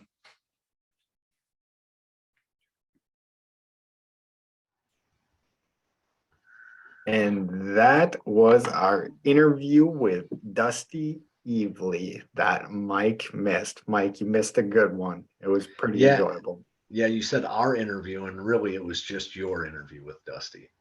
No, But I shouted heard you good out things on about it. yeah, I shouted you out on a couple of the questions. So I feel like he enjoyed the Ninja Turtle ones, and you're our Ninja Turtle expert. But he compared it. People who are listening to this right now, they'll be like, okay, we get it. But he compared it to, on Bullet Train, how the guy compares everybody to like a Thomas the Train engine. Oh, yep. Like how we did it, but he was another Michelangelo. He was part of the three Michelangelos. So Oh, there you go. That's the good one. I mean, it's kind of obvious, but yeah, no, that definitely the best Ninja Turtle. But you do kind of need all of the Ninja Turtles. I was thinking about it more today because after I was walking around and he kind of gave me the idea of just judging people purely off of like, oh, that guy's a Leonardo, that guy's a Donatello, that guy's a Raphael. And like it came to me and I was like, yeah, you kind of do need every single one of those. That's why the Ninja Turtles are so amazing. dynamic. Yeah. But yeah, great interview. You'll hear it when you listen back to it, Mike, but he's got a steel trap. It's crazy. Like it was a little weird to me not interviewing with, I actually was kind of nervous, and we had interviewed him before, but it is kind of weird when you take like the one-on-one dynamic, and sometimes Yeah. his answers would just like how do you remember all that shit? And then like I would get lost in like listening to the question, and then he would make me think of like 13 different other things, like the way he was answering it. And then I would like lose my place of like where I was asking questions. So I mean, he's a pro, like he's good at it. So thanks Yeah. again, Dusty. That was fun. And I'm sure we'll get him back on soon. Maybe after the draft, we can get back on so you can chop it up with him. But Yeah. So super generous of him to come on. Like I felt pretty terrible that I had to miss it, but like I suppose it's probably one of my unders for the week. So we're getting ready. We're getting ready to put the kids to bed. Like it's probably 7. It's probably not even 8 yet, right? So the kids have had like a long week. They were not being the most like adult acting kids last night, right? So they weren't like, they were crying over everything. Just they were having a rough night. And so we've been making these cakes and cookies and a bunch of shit. We got a lot of birthdays this month in my wife's family and ours, right? So my son's birthday was where I'm making this cake, right? So I'm trying to decorate this cake and I just hear this thing crash, right? My wife came down for like 5 minutes to help me find something. I hear this crash upstairs. So I run upstairs and I start like just screaming at kids. My wife gets up there. She's like, oh, he's probably like overreacting. Nope. They break this light. So they bounced it like, I want to call it like an exercise ball, right? But it's for kids. It's just like one of the big ones, like probably like a 2 foot, like yeah, bounce, I'm picking like up. rubber ball, right? It's like a 2 foot rubber ball. You get them for $1 at Walmart or $2 at Walmart. They bounced one of those off our light fixture. It busted all over their beds, right? So they can't even sleep in their beds because there's glass laying in their bed. Oh man, it was a mess. So then I was cleaning that up for probably a good like 2 hours, like just making sure that we moved all the beds, got all the glass out from under the beds and everything. It was just not ideal. Did any of them get cut? I remember I had a buddy we were fucking around and we threw a ball up and hit a light fixture and it came down and it cut the living shit out of him. So it could have got worse, dude. Yeah, so nobody got cut, thankfully, right? It could have been way worse. And like I got pretty mad. I 100% did this with a hockey stick to my parents. Just like did something dumb in my like I think I was like chanting about the 49ers if I remember correctly and swinging this hockey stick around. Believe it was in my sister's room and just smacked the light fixture everywhere. So I'm sure my mom did almost the exact same thing that I did. Only it was in the middle of the day and not at night. I remember it was in the middle of the day when I did Yeah, always eventful, man. I'm curious, like, do you get extra energy being a dad? Like, is that like a real thing? Because I've been just coming home like drained, tired, and I don't even have kids. Like, I have dogs that are like pretty good dogs, like not too demanding. But I'll be like, I just want to chill for 30 minutes. And I feel like my day just never gives me that window. And I can't imagine with kids that you ever get that. Yeah, so I would say I do not have more energy, right? So I drink more coffee today than I did. Like I didn't drink a coffee at all when I was at the gym, right? So Yeah. before I had my daughter, I never drank coffee at all. Like I used to have sun drop a lot, but that was in like my college days. But I gave that up. I was caffeine free for the most part for I would guess like a good like 3 years. And I don't think I could function like that anymore. Right. So but no, like I have to like force myself to be just doing things. Like I want to relax so bad. That's where all of my like leisure time wants to go to, right? I don't want to do anything when I get home. And that there could be like a real possibility that the reason I don't want to do anything when I get home is because I do leisure at work all day, every day, right? So like I play board games at work. So like when I come home, I have no desire to play board games or play cards or like, Yeah, I I mean, don't even stuff like think that. it is just that. I think it's just like you're at work. So like I think even if you were going into an office doing some accounting stuff, like it's not like I want to play board games, but yeah, I've just been thinking of that more recently. I'm like, damn, like I feel like I'm busy all the time and I don't even have anything but two dogs and a No, cat. but so like I felt the exact same way when I did not have kids, right? And I didn't like, I had like one dog, I think. I mean, so I didn't even have multiple dogs, but it just like my life felt busy all the time. You know what I mean? Yeah. Like it didn't really matter like any point in my life. I've always felt like I've been doing something. Yeah, it's the Matrix, man. They just want us to always feel like we're behind the eight ball and we got to start getting ahead of things. I don't get that behind the eight ball. Don't you want to be behind the eight ball? So if you're shooting at the eight ball, yes, but if you're behind the eight ball and your target ball is in front of the eight ball, Ah, then you can't hit it, right? yeah. I got to figure out. I've been thinking about that statement for probably a good like 3 months. It's weird that you're like, I don't get it because I was in the same boat as you. Like behind the eight ball ain't that bad, right? Like that's like probably a good thing to be like to be Game behind winning the eight ball, shot. going in the pocket. But I think it has to do with like the ball got set behind the eight ball and you have to shoot at the two ball or whatever. So Gotcha. That makes a lot more sense. Yeah. They're keeping us busy. That's what the Matrix is doing to us. What else you got for us, Mike? Your kids are little hellions breaking lights and smoking doobies. Probably they're probably gonna start smoking doobies here soon. yeah, because I yell at them for being active now, they're just gonna start doing drugs and doing nothing. Right. Yeah. Yeah, maybe. So I got off my diet, right? And so like you'd think like, oh, that's a major over, like you got to eat whatever you wanted. I had like a plan to do for breakfast, did not do it because I got too full. I think I shrunk my stomach enough over the course of those 40 whatever days. And so I get off my diet, right?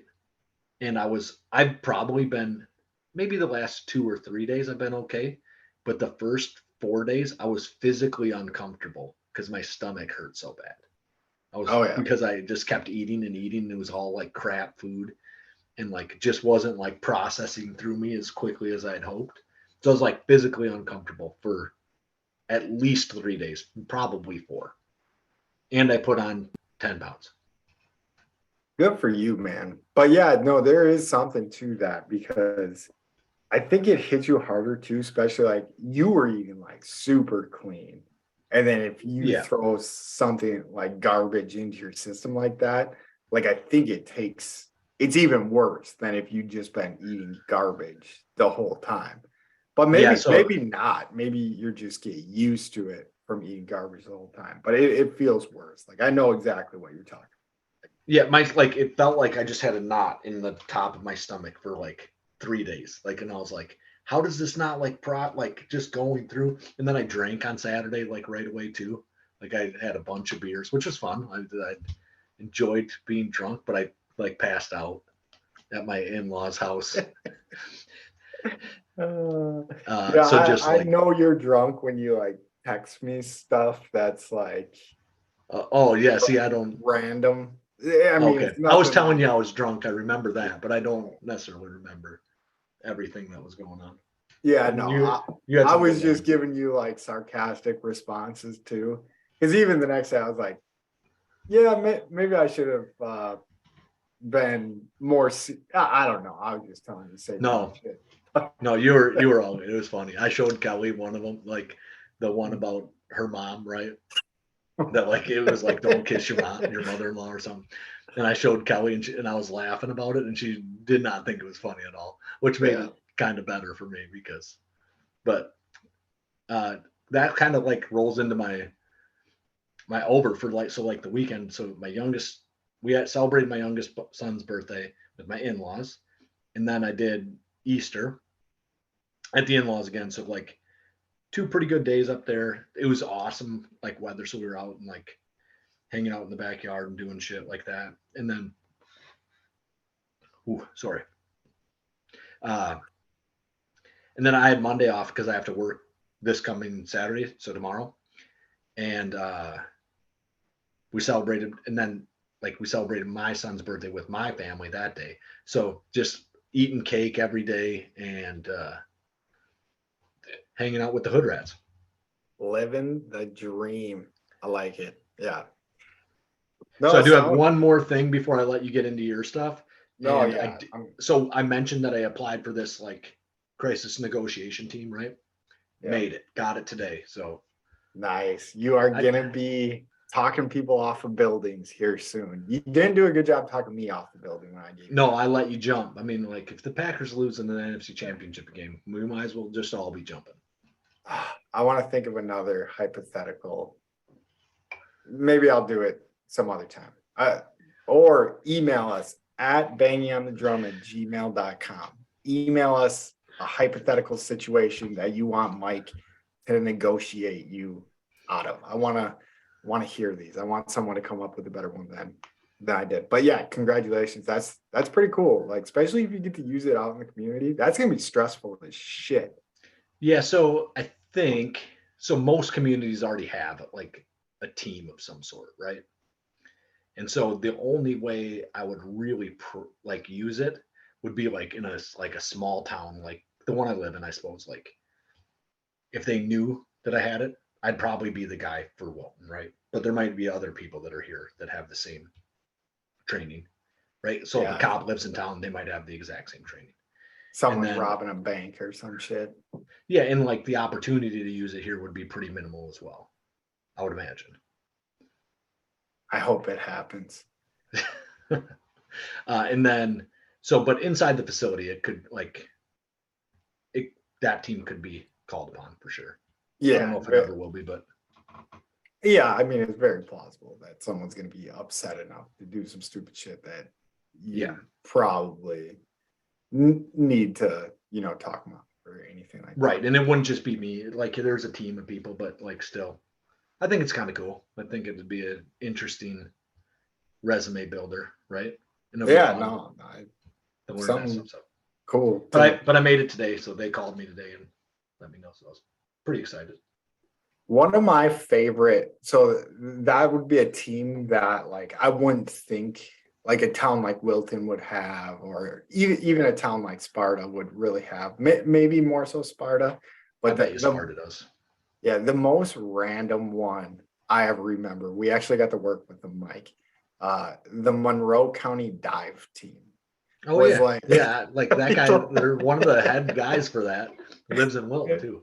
Yeah, it was just so like weird to me that they had like Monroe County had a dive team just to like dive in these lakes. And I mean, thankfully we weren't working with them for, because then once I really thought about it, it's like, oh, if someone like dies in a lake and stuff, they have to like go dig them out. Like when we Yeah, were we're- working with them, at least they were just practicing and like they were helping us move a dock basically. It was, Yeah.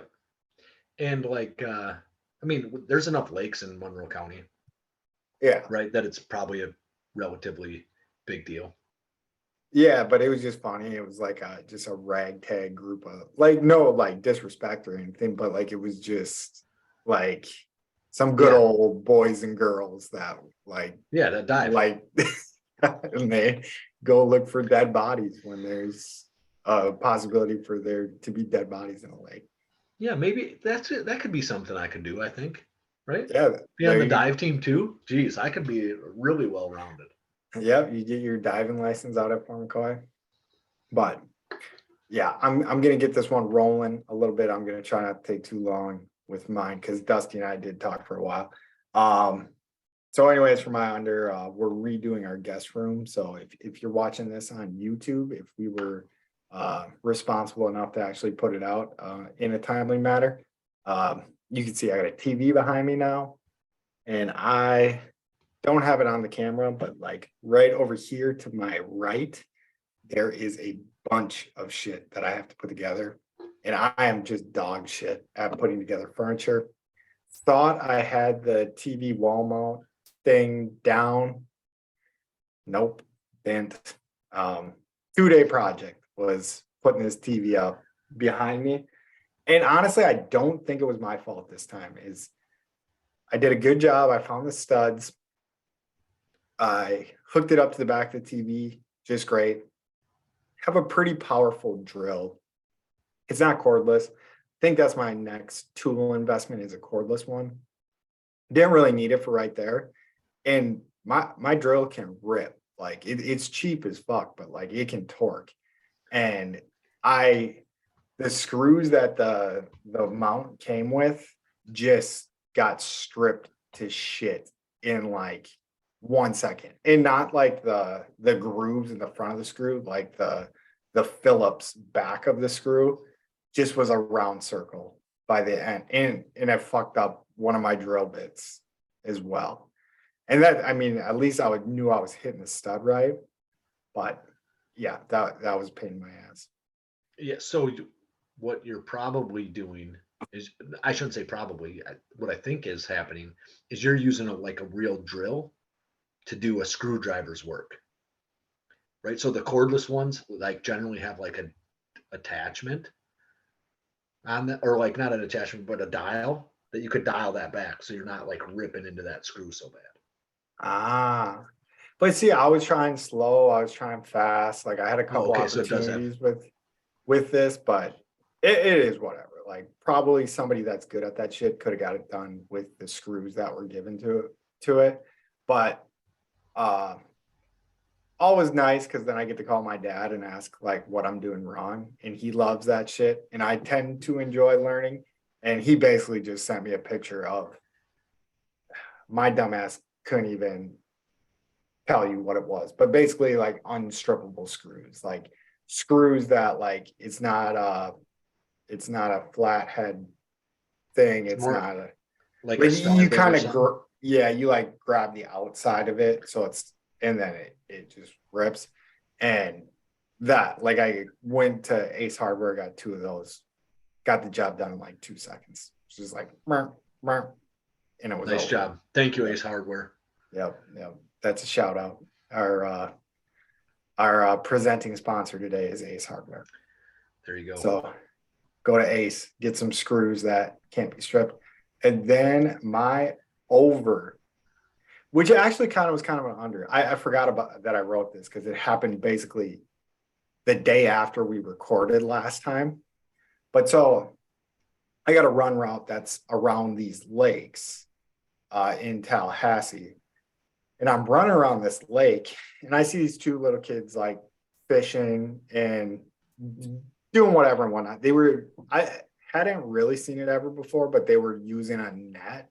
So they were real close to the water and they were using a net, throwing it out, and then it would like grab and like catch stuff. And they were catching bluegill and shit with this net fishing. Is this legal in Florida?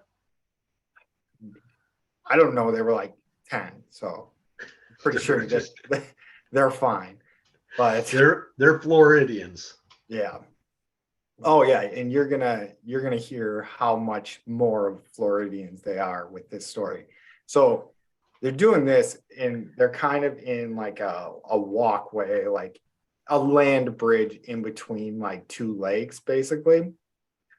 And I'm running by and I happen to see there's a gator, like a decent sized gator that is looking at these two little shits like they're food. And he's behind them. So like they're casting. Granted, like the land bridge, like the gator would have to be pretty ballsy to like get across this land bridge. But you know, it's maybe 10 feet once the gator gets on to land. And so I'm like, it did actually take me a second. I was like, okay, I'm not from Florida. I don't know like how dangerous this situation is. But I was like, these kids are like fucking, like I'm gonna run over by them and at least let them know.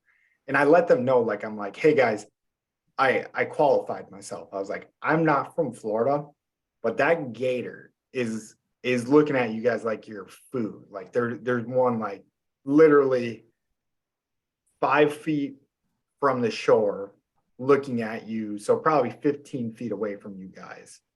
And the kids were like pretty cool. Like they were like, oh, hey, yeah, thanks, man. Like, and then they like seen the gator and they got like all excited. And I heard the one say to the other one, like, hey, we need to get out of here. And then I was like, okay, whatever. I gave them a heads up. Like, I'm not going to feel guilty if like this story comes out, like, because I at least let them know. And then that's like where I come into the park. And then I leave the park in like the same exact area. So I'm running, it's probably like 2-mile loop. And when I get back, the kids are throwing the net exactly where the gator was. And they had like fishing poles and they were like casting at like I didn't see the gator anymore, but that's exactly where they were fishing. Like they did not give a fuck about this gator. They wanted to like get They it. were Like, yeah. That's great. So you kind of saved their lives, except for they were like, let's get this damn gator. yeah, We got him. no, I was like, might not want to look at the news feed for a little bit, but I don't know, man. Florida people do not get shook by gators. Like, So yeah, I would agree with that, right? So the things that are dangerous in Florida that people grew up with, they're like, okay, it is what it is. Same with people in Wisconsin with blizzards. They're like, oh, we're going to drive 50 miles when there's supposed to be 9 inches of snow. Okay, it'll be fine. Like, we'll figure it out. They just do that, right? They don't care. Like, a big blizzard doesn't like necessarily affect you too bad. Kansas, same thing with tornadoes. They do not give two fucks about tornadoes. They're like, oh, there's a tornado warning. Who cares? Right? That happens every day.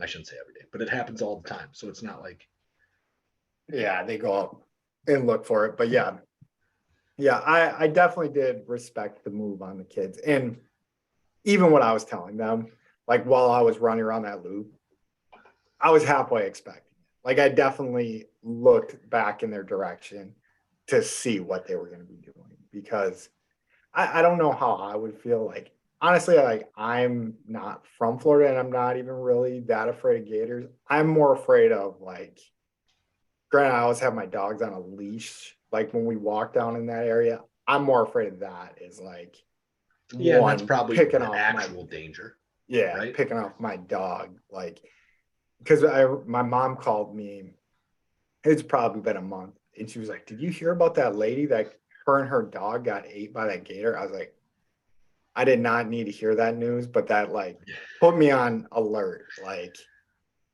because like I said, like if either of my dogs got snatched by it, like I would be at least getting fucked up at the bare minimum by a gator to try my hardest to get him back. So uh yeah, I try to avoid that. But yeah, that's all I got. You want to get rolling into this? Yeah, let's talk about our like Masters gamble bet thing that did not pan out very well for me. Oh yeah, you got the shit kicked out of you, and I got lucky as shit. So just to sum it up, so Mark, aka Crunchy Taco, uh, for a wiener, he got a crunchy taco for a wiener. He totaled -15.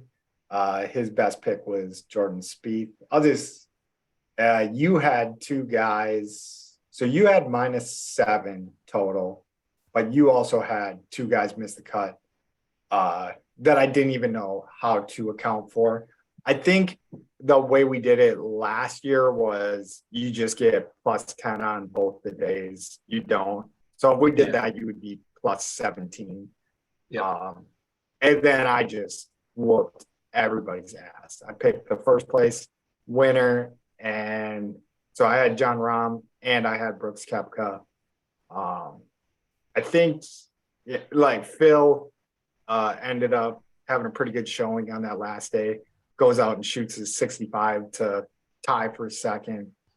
But yeah, if we just sum up the Masters as it was, Brooks Koepka was hot early, lots of bad weather. It was kind of a tough Masters to watch. I'm sure everybody listening to this is already over the Masters, but anyways, Brooks Koepka kind of falls apart in the third and fourth round that were basically both played on Sunday. I want to say, they played 30 holes on, because they played.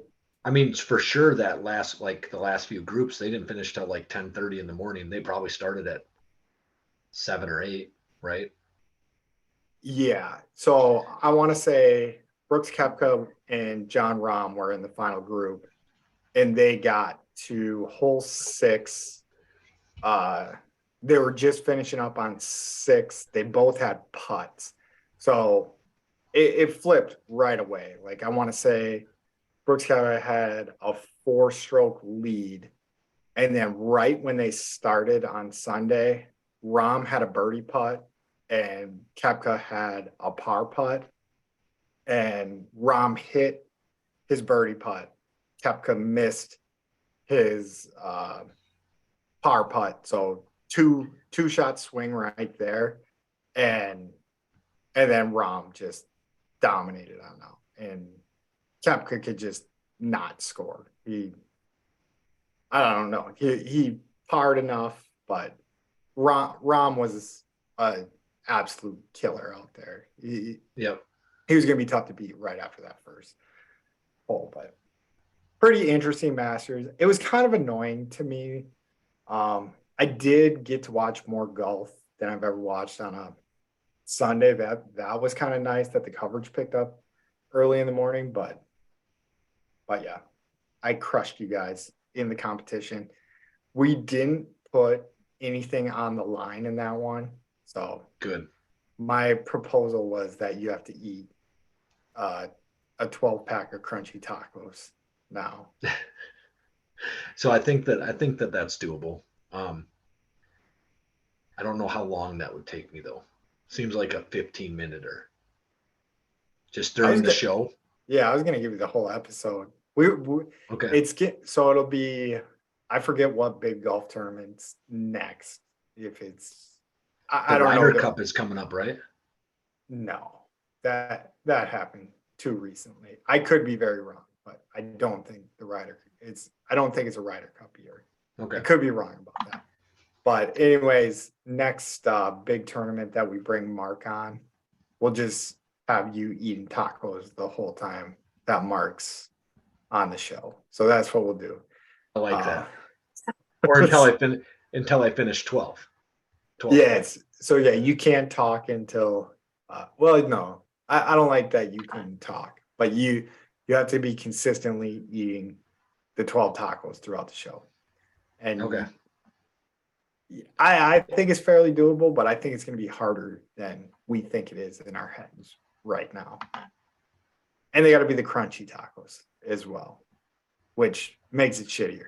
Like if it was soft shell tacos, I would take that in stride and be very Yeah. happy about it. Do you want me to leave my mic on as I eat the crunchy tacos? Just No, I think Mark and I can commentate enough for you okay. while you're doing it. So they did have one of the like the new like everybody gets paid. All the big players get paid tournaments. That was supposed to be like this weekend, I know. But I thought there Okay. was something coming up in May that's like a big tournament. Yeah, I can't remember like the PGA Championship or the US Open or even the Open British, what used to be the British Open. Like I can't remember which one's The next. So the PGA Championship is May 18th through the 21st. Okay, that's when you'll be doing it then. We'll probably have Mark on for that if we can get him. He's a pretty easy get. The old crunchy taco will come back on. So See, and I think we should. He said crunchy taco, and I think like crusty taco would be funnier. So like I think that's what I put into the graphic because I thought that was more amusing. But no, and he just said hard taco. He said hard shell. okay, And we just keep making it whatever we want it to be. So that's how yeah, it goes. that's good. But yeah, anyways, that's what happens. That's what happens. We'll roll into barking about the Bucks here. So Bucks play Sunday at 5:30 Eastern, so 4:30 your time. That's pretty sweet. And they are going to be playing the Miami Heat, who just beat the Bulls tonight. You got the score off the top of your head? It I looked did like not they have beat the them. score. I just saw that. I can grab it real quick if you want to keep going. But I just saw that they did get the win. Yeah, who cares? I mean, we're going to be playing the Miami Heat. I don't think they're going to be too much trouble for the Bucks, but this is when I really start to learn other teams is when the Bucks play them in the playoffs.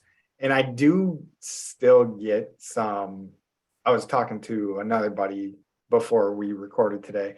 I get some PTSD from the bubble when the Heat took us down. Yeah. I did not think they were gonna. But well, I didn't think anybody could beat us that year, to be honest with you, in 7 games. Yeah, no, I didn't think so either. But yeah, they just shot phenomenally. Weird ass circumstances, weird ass year. Yeah. That's what I'm going to chalk it up to. And we did absolutely thump the Heat on the way to the championship. The year we won. So yeah, I don't think the Heat are going to be posing that big of a threat. I'll pull up real quick because I just want to see what kind of spreads we're looking at when they're playing in Milwaukee, and see if I can pull that up real quick. And sure as shit I can't. But yeah, I don't know if the spread's not out yet. But yeah, let's play. Mike, guess what you think the spread's going to be. 6. I'm going to say 9 in the first game. And I think the Bucks are going to win this one by 10. I think we've got all the proper rest. Since the last show, the Bucks went 0-2, but they just did not play anybody. Like some of the lineups they were putting out were like almost comical, but I mean, it was nice to get these guys some playing time. What did you say you thought the spread was going to be? 6. 9.5. So I almost got it, almost nailed it. It is 9.5. All right. Yep. Oh yeah. Yep. My Yahoo was down. The score still, but Yahoo fucking with me. Them damn Yahoos. But yeah, that's all I got. Maybe we'll bring somebody on to talk about the Bucks in the playoffs soon. We'll see if we can get K9 Kyle. I haven't talked to him about it yet, so might be talking on my butt. He's always like, "Oh, I'm too busy crunching all the numbers. I'm accounting CPA for Madison, bro. This is serious shit." So we'll see if we can talk him into coming on and just giving us a breakdown. If not, I know some other Milwaukeeans that are very plugged in to give it to us. And honestly, I've been very, very plugged into the Bucks. If they're on national TV, I'm on them. And then if they're not, I'm usually watching the next day, combing through some box scores. So we should be good. My outside the Bucks knowledge though isn't that great, but Miami's such like a familiar foe. So next show, we'll see if we can't break down how we think the series is going to go a little bit better. I mean, they'll probably be up 2-0 in that series, but let's roll to barking about the Brewers. And so starting the season, they have won 1, 2, 3. So they won their first 3 series, end up dropping 2 of 3 to Arizona, lose their first series against Arizona. And then last night they beat San Diego, and I want to say it was in extra innings. In 10, yeah. 4-3. Currently, I can look right behind me to see the score, 5-0. But 5-0 Brewers. Yep. With Lauer on the mound. So still looking good. Let me see the schedule, because is this a 3-game or a 4-gamer? Do you know that? I don't know right off the top of my head. It's a 4-gamer. Yeah. And then they're headed up to Seattle to play the Mariners. So yeah. And I am not gonna lie to the crowd. When the Brewers are playing on the West Coast and me living on the East Coast, I might see the first inning of said games when that's going on. But same with the Bucks. Like I usually do go back and see at least how it went down. But yeah, and so for me, like baseball, I don't have to go back and see. I might go back and look at a score, but I don't have to go back and like watch a game for sure. yeah, and it's tough to just doing that, because when you're actually watching the game live, you get like a better feel for how the pitcher's doing. And like one bad inning can just absolutely kill you, and like in the box score, at least. Like you could have one bad inning, you give up 5 hits, 4 runs. Oh yeah. With an ERA, and you could have been pitching lights out the whole game in the box score. You can't see that in the box. So that's very true. Yeah, try to do a little due diligence on that. But what it seems like to this point in the season, though, is all of our new guys have just kind of been rushing it. Like Brian Anderson, I want to say, is leading the team in RBIs. I actually do have it up. So yeah, he has 10 RBIs, leading the team there. He's hitting 282, 3 dingers. Garrett Mitchell is an absolute stud, but we seen that coming from last year, the end of last year, when we called him up. Still crushing it. Willie Adames still bopping some dingers. Yelich is still doing the little things right. That's an interesting one to me. Is what do you think of Yelich now? Because I think we have like an unrealistic faith that he's going to bounce back and be an MVP caliber player at some point again, and I just don't think it's going to happen. Yeah, so I would be surprised if we were ever running into, maybe he's McCutcheon, right? Gets an MVP, is a like mildly plus player, right? But never really at that level that he was when he won the MVP. Yeah. I mean, he is like a plus player for sure. I like how you put that though, mildly plus. Um, but he gets on base, he takes his walks. So right now he's hitting 226, but on base percentage of 328, which isn't great, but he does lead the team in runs. And granted, that might come from, leading off. Being a leadoff hitter is you're going to lead the team in runs, but he tends to score runs when he gets on base, which we'll take. So even if we can get a third of what Yelich was doing when he was winning these MVPs, it's really going to be a difference maker. And then the starting pitching has been really good. I'll take it back. I'll just say they've been good. But the bullpen, they have been amazing to this point in the year. As a team, the Brewers' ERA is 2.82 at this point in the season, which it's still early as shit, but you score 4 runs, you're winning the game. Yeah, right. I mean, like the other thing about that is the Brewers bullpen has kind of been their staple for the Council era, right? Like he manages a bullpen as well as anybody in the league. And there may be new rules because of the way he managed a bullpen at some point, like, right? So there's certain rules about changing out pitchers and stuff like that, almost because of the way Milwaukee handled it. Maybe 3 years ago, 4 years ago. Yeah, just pulling every string possible. Yeah. While you're going through a playoff series, which is a little bit frustrating, but I've been loving all the rule changes. I've been able to watch, I want to say 2 full games, which doesn't sound like a lot right now, but once the summer kicks in and I'm not busy all the time, that's going to become more of a regular occurrence. And we do record right during this, but each game I watched, I was just like, this flows. This is nice. Like, I want to say that it's cut games on average 30 minutes, and they needed it. That's almost the perfect amount they needed. To be honest with you, I think like even the NFL, I wouldn't be mad if their product was shorter. Yeah, right? no. Like 30 minutes shorter. I don't think I would be mad about that.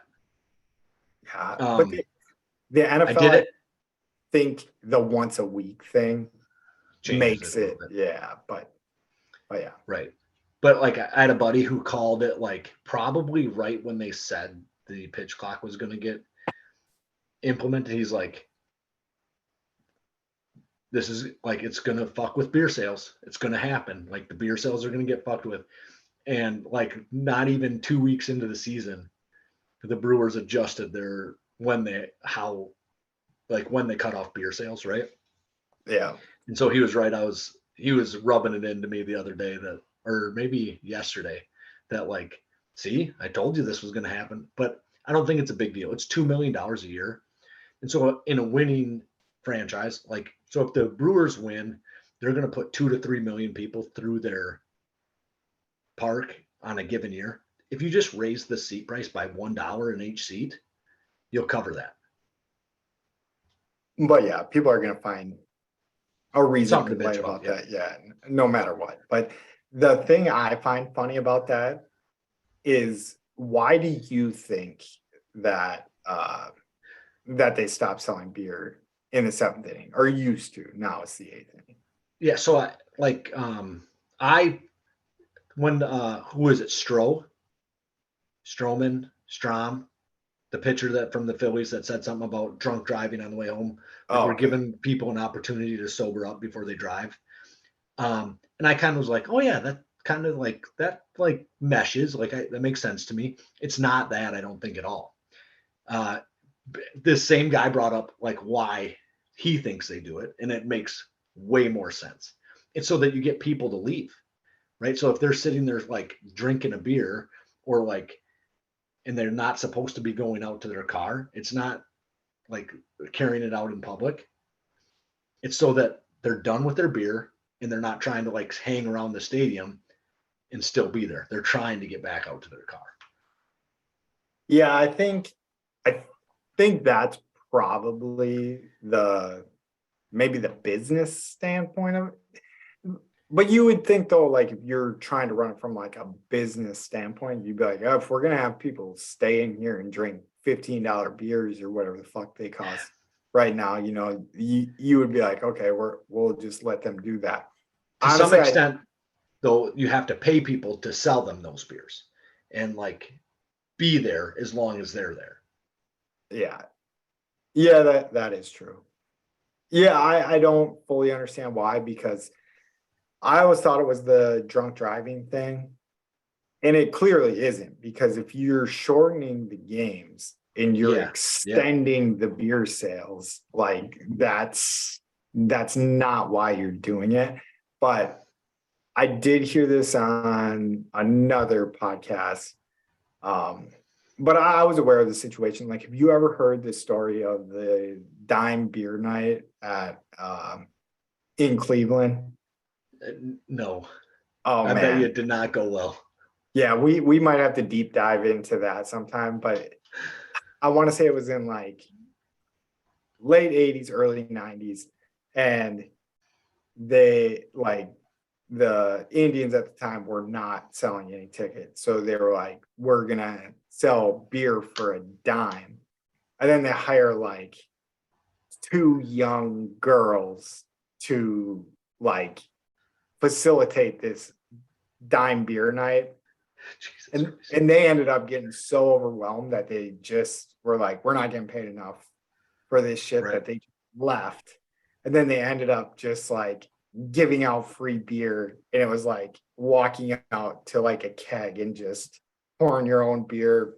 And then people were like shit faced, ripping their shirts off, like Running getting on the crazy. field, probably. Yeah. They need a documentary on some shit like that. I think there is. I think you can definitely find a documentary on that situation. And it is 30 for where's the 30 for 30 for that one? that there might be a 30 for 30. God, Because my wife listened to it on one of the shows she listened to, and she was like explaining it to me. had And she you heard was, about it before that? yeah, because she was saying it happened in Cincinnati, and I was like, that doesn't sound right. And it was like we just had gotten back from Cincinnati at the time that she was listening to it. So I was like, I think you're skewing that for that just because Cincinnati's on your mind. But yeah, I'd heard about it before. But yeah, it is a crazy story. It's pretty funny. But yeah, maybe we could look into that more and talk about it sometime. But are you Yeah, ready? I think Oh, that would be an excellent one. I'd be excited to like dig yeah. into that a little bit further. So my favorite murder is the podcast that she listens to that So that's covered what the it. wife listens to as well. I don't know that she's heard that one from them, but But yeah, maybe ask her about it, because I enjoy it, like when we're on road trips like that, when we need to like agree on something. I can dig that a little bit. Like they yeah. talk about, sometimes the stuff's like a little like I don't care to hear about that. Yeah, so most stuff like that, because I don't want to say I know people that have done those things, but I know people who have done things of that nature.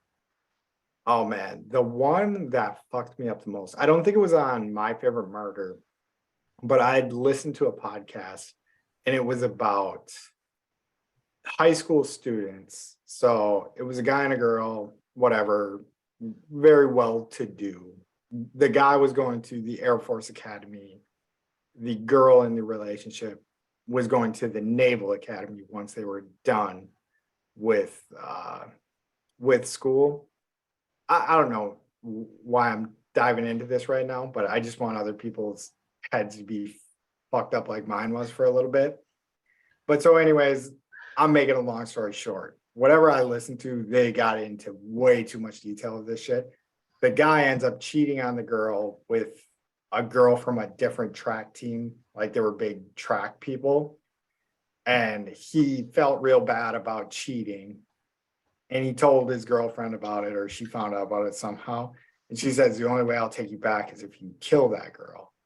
And sure as shit, they go on like, they both picked up this girl, drove her out into like the woods and just fucking like bashed her head in, threw her out into the middle of nowhere. Very like uncharacteristic of both these people. So it was like, hard to figure out because they were like, no, the one dude's got a letter from a senator or whatever you need to get to the Air Force Academy, and the other girl's going to Ann Arbor. So it doesn't make any, not Ann Arbor. No, what is it? Annapolis. Annapolis, yeah. And I think they ended up finding out because the girl would brag at school that her boyfriend had killed somebody for her or some shit like that. Jesus. And I think the guy was like genuinely fucked up about it. Like, I couldn't even imagine how you'd feel like, because it would definitely be crossing your mind, like at least I want to say every hour. Oh God, I bet you'd be way more than that, especially in the first, like maybe like years later, it would only be like slightly infrequently that you're like, oh man, I can't believe I did that shit.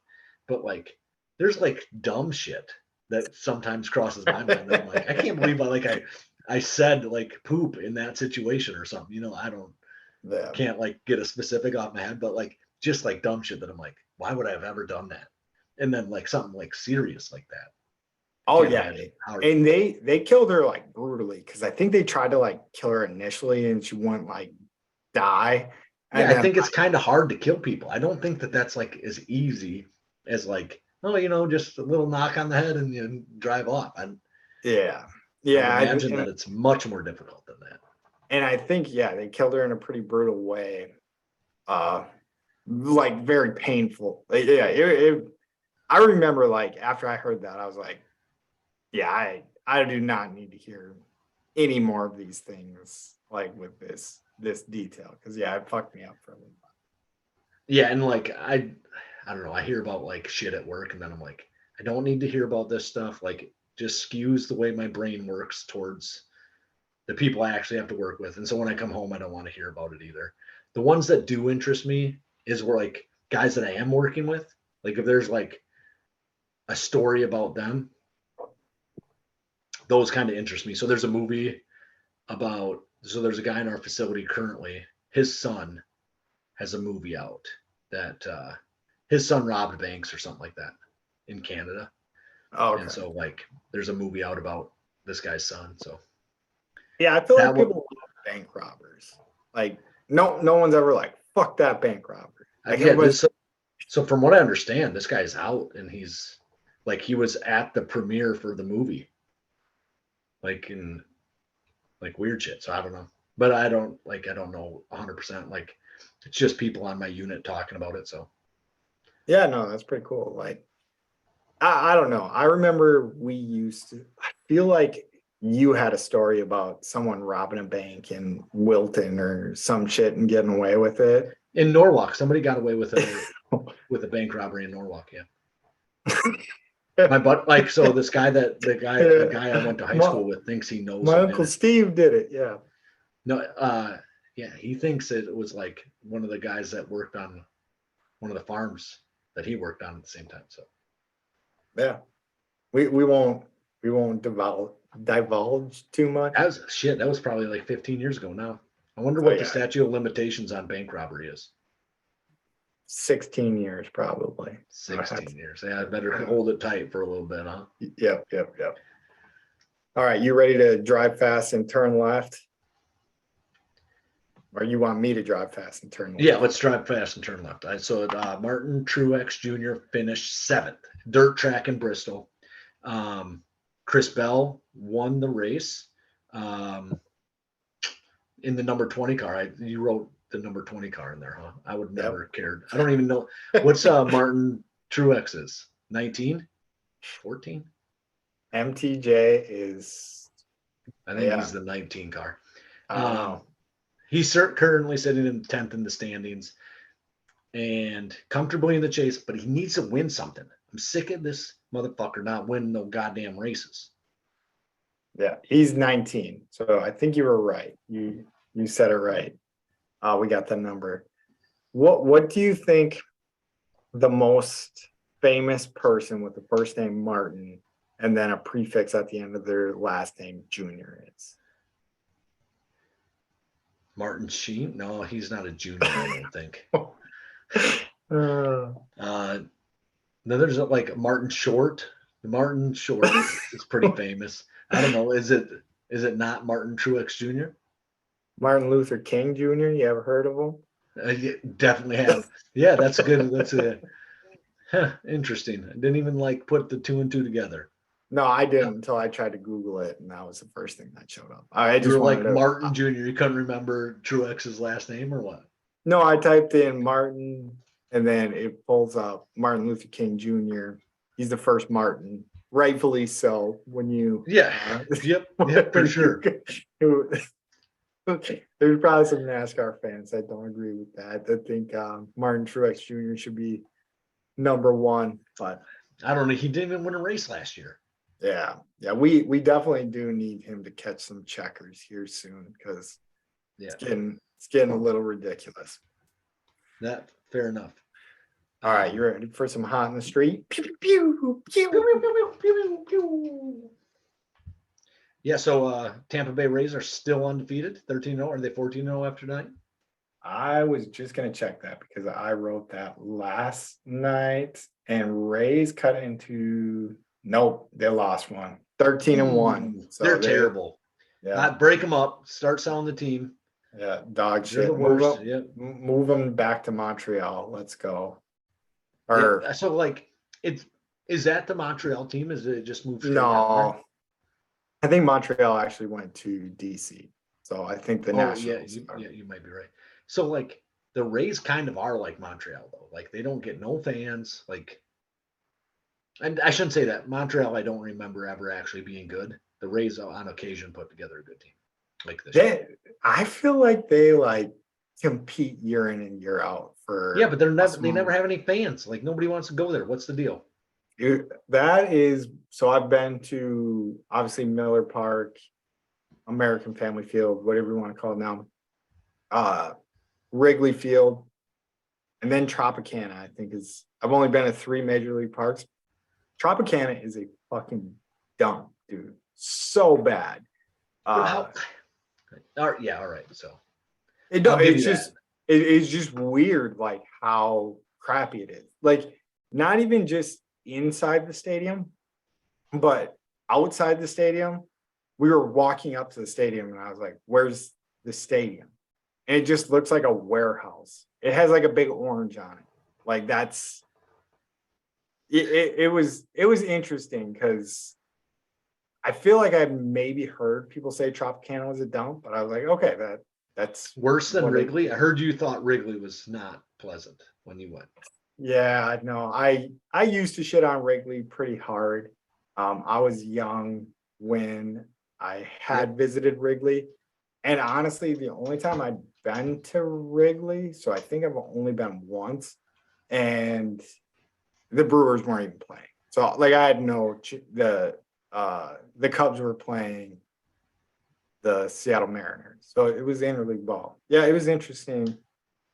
Seattle ended up winning. I want to say, never mind. I'm not even going to try to draw into my memory like that. Come on, where's your steel trap at? Just like Dustin's. No, I don't got that. Adrian Beltre? Beltre would have played for the Mariners for a while, and then he went to the Rangers. Okay, so I think Beltre had won that game late. I want to say it was 10 innings, but whatever. Rays are not undefeated anymore, so it shouldn't even be hot in the street. Yeah, because they're shitty now. Yep, 13-1. The Badgers landed Yep. is it AJ Store, I think, in the transfer portal from St. John's. 6'6" guard, averages 8 points a game in the Big East. I can deal with that. Almost 9. Yeah, no, we'll take that, especially just to have someone that lights a little bit of a fire under Hepburn's ass, maybe an option to go to when, he tries to play hero ball. I think both of us have the idea that he disobeys guard. Disobey sounds like a strong word, but like kind of plays his own game sometimes, like late in the game. I think there was a And couple games that he for sure did. Whether he does that consistently, I'm not sure. yeah, and I don't think it's like a blatant disregard. Like it's kind of like, hey, I'm feeling it, so I'm gonna do this. And then like everybody that's watching is like, why are you feeling that right now? Like that's worked for you like 2% of the time that we've Right. seen it happen. So That 2% lives in your brain. Like I'd Oh, rather yeah. have a guy with that kind of confidence than a guy that never wants to take that last shot. But it did look not very good this year. And like it's okay, right? He's young. He can grow another year or two. We'll see how it ends up. He was a sophomore, right? Yeah, yeah. So he'll be back. I can't remember. Did we mention Walls back on the last show? I'm pretty sure we did. Yes, we did. Yep. Okay. Yep. So Wall's back. Badger football landed a 3-star linebacker. I don't want to even try to pronounce his last name, Landon Guthier. And he's in state, right? Yeah, I want to say Green Bay, some Bay. Okay. Yeah. Yeah. So I think if you're like a high end linebacker recruit, Wisconsin is probably the place for you. Maybe not as much anymore with shit. Can't even think of this guy. Fickle. With Fickle being there and Leonard being gone. But like we've been putting out linebackers for like 15 years into the NFL that are like really plus linebackers. Well, and the game's changing. So if I can draw back into my steel trap with having Keel on, saying how our defense is going to look a little bit more nickelish is, you need those like fast linebackers. And it used to be like, oh, if you go to Wisconsin, you're playing in a pro set offense, you're playing in a pro set defense, you're going to be ready for the league. Well, the league is starting to look different. And more like some running guns type stuff, right? Yeah. So I think it's going to translate very well. Like I think Wisconsin is going to move into, they'll still be shipping out good, solid linebacking crews. But yeah, we were spoiled there for a while, like Levy and that crew, because it was DeAndre Levy, and then there's a guy that played for the Giants for like 10 years who was good off that team. I want to say Canseco, but my brain's on baseball. But there was Castillo. Yep. And yeah, and I think he played for the Saints for a while. But that was kind of the first wave, right? Yeah. And then who knew how good Borland would have been if he kept playing football, because he wins Defensive Rookie of the Year and retires. So that's kind of crazy. But like I think if you would go back, there's like a handful of guys that spent good amount of time in the league. And like I just naming them off the top of my head, I can't do. But like even like Van Ginkel in Miami, like that's just a guy who is just a player for Miami. Then he's not a superstar, but he's going to be there for probably 10 years in the league, right? Oh yeah. And there's probably 7 of those dudes around the NFL right now that are from Wisconsin as linebackers. Like a Zach Vaughn's probably going to stick in the NFL for 10 years, and he'll just never be a superstar, but he's always going to be there. Yeah, one of those guys on your team. And yeah, we've had this conversation before, but I feel like probably because we don't play video games as much anymore, so we don't know as many names as we used to. But I also do think there has been more of a shine put on the defensive line like where we were a kid, like middle linebackers were like you knew who the middle Yeah. linebacker was for most every team, I would say, at a point in time. Like Yeah, I would agree. and now it seems like it's you know the D tackles more. I feel like that shine, rightfully so, has been put to the defensive line because any middle linebacker that you look at in our time in the league, if you look at who their D tackle was, you're like, oh shit, that's Yeah, like you that make a guy big was, difference, right? yeah, like that's maybe where it was at right there is, yeah, this guy takes on 2 blocks so you can hit the running Yeah, back every time. fill So, every hole, right? yeah. Yeah, you have a good point that like for sure Ray Lewis played with some of the best in the league. I don't know who was on the Bears teams with Urlacher, but you know, that not to say that those guys weren't really, really good at what they did with like Lewis and Urlacher, but I would guess that the guy in front of them was also really good too. Yeah. Or maybe that made the guy in front of him really good too, right? The fact that you got to think about Ray Lewis. Yeah. Who what? Nodi Lotta, I want to Yeah, say. so Lotto was there for a long time. I think there was another guy. Siragusa was in front of him, maybe Oh yeah. early part of his career too. And I think he had good D tackles in front of him. And then he had some pretty good like edge rushers too, with like a Suggs was there at the end for sure, who was like his outside linebacker, but was Yeah. definitely That, a edge rusher, right? yeah. Yeah. Kind of where the hybrid edge rusher has led to nowadays. But yeah, we spent some time on linebackers there. What do you got for this last one? I don't even know what you're And talking. then Buda Baker, the safety from the Cardinals, has asked for a trade. Apparently that happened probably right around 4 o'clock today, 3:30, 4 o'clock. And so pretty pretty substantial. I think it would be interesting if the Packers took a jump on that, right? To have just another guy back there, but like $13 million is probably to $15 million is probably a lot to ask for. Say send Aaron Rodgers a first round pick. Let's go. No, I would doubt you have to even send a first round pick. I mean, so like, so they send Buda Baker in a first round pick, and we send him Aaron Rodgers. yeah, I mean, like I think that that's legitimate. I know that other people think that Aaron Rodgers is maybe worth a sixth, maybe, right? So,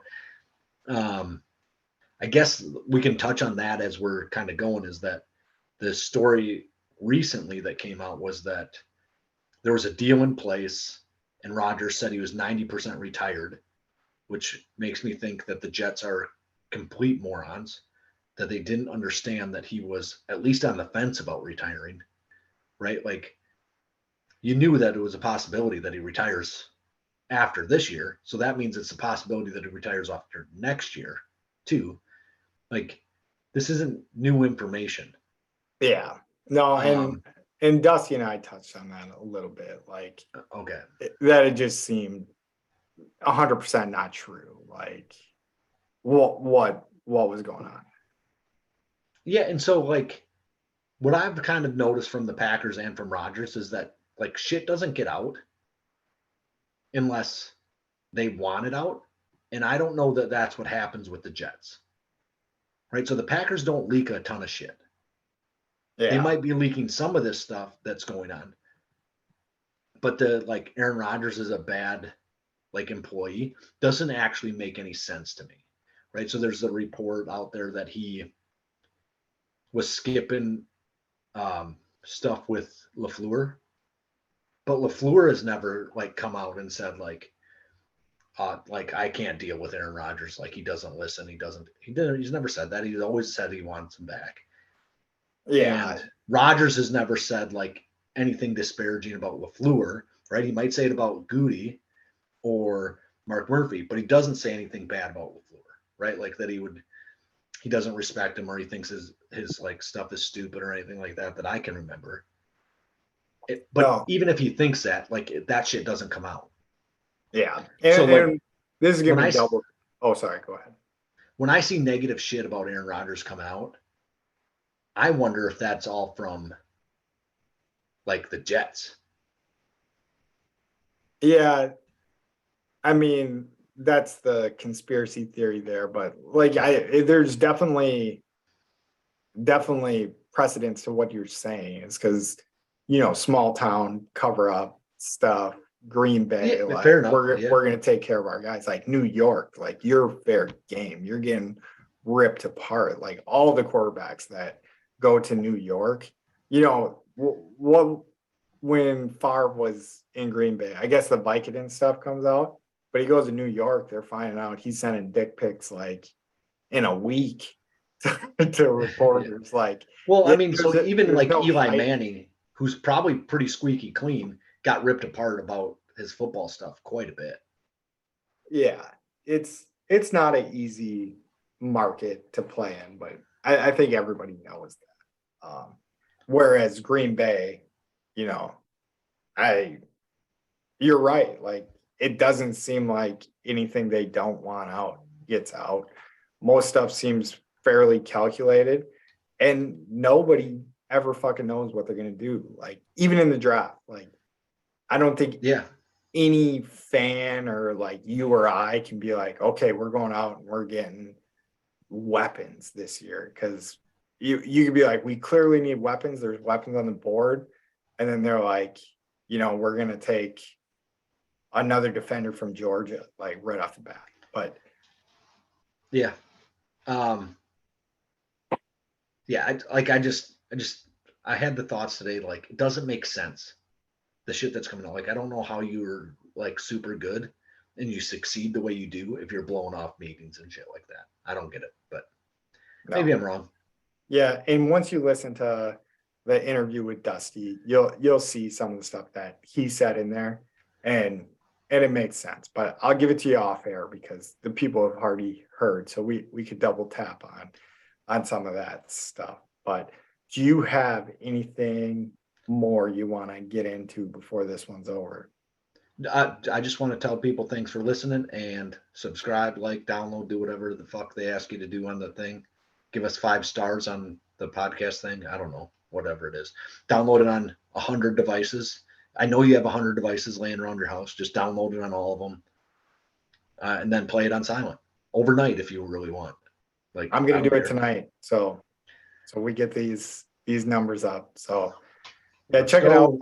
especially this one. I mean, if you're to this point in this story, but we're gonna keep trying to get guys like Dusty on and stuff like that, and he's real good. So, and we're gonna keep coming at you. And if any of you suckers are doubting the Brewers, the Bucks, the Packers, the Badgers, you can eat our shorts. Roll it. Let's go.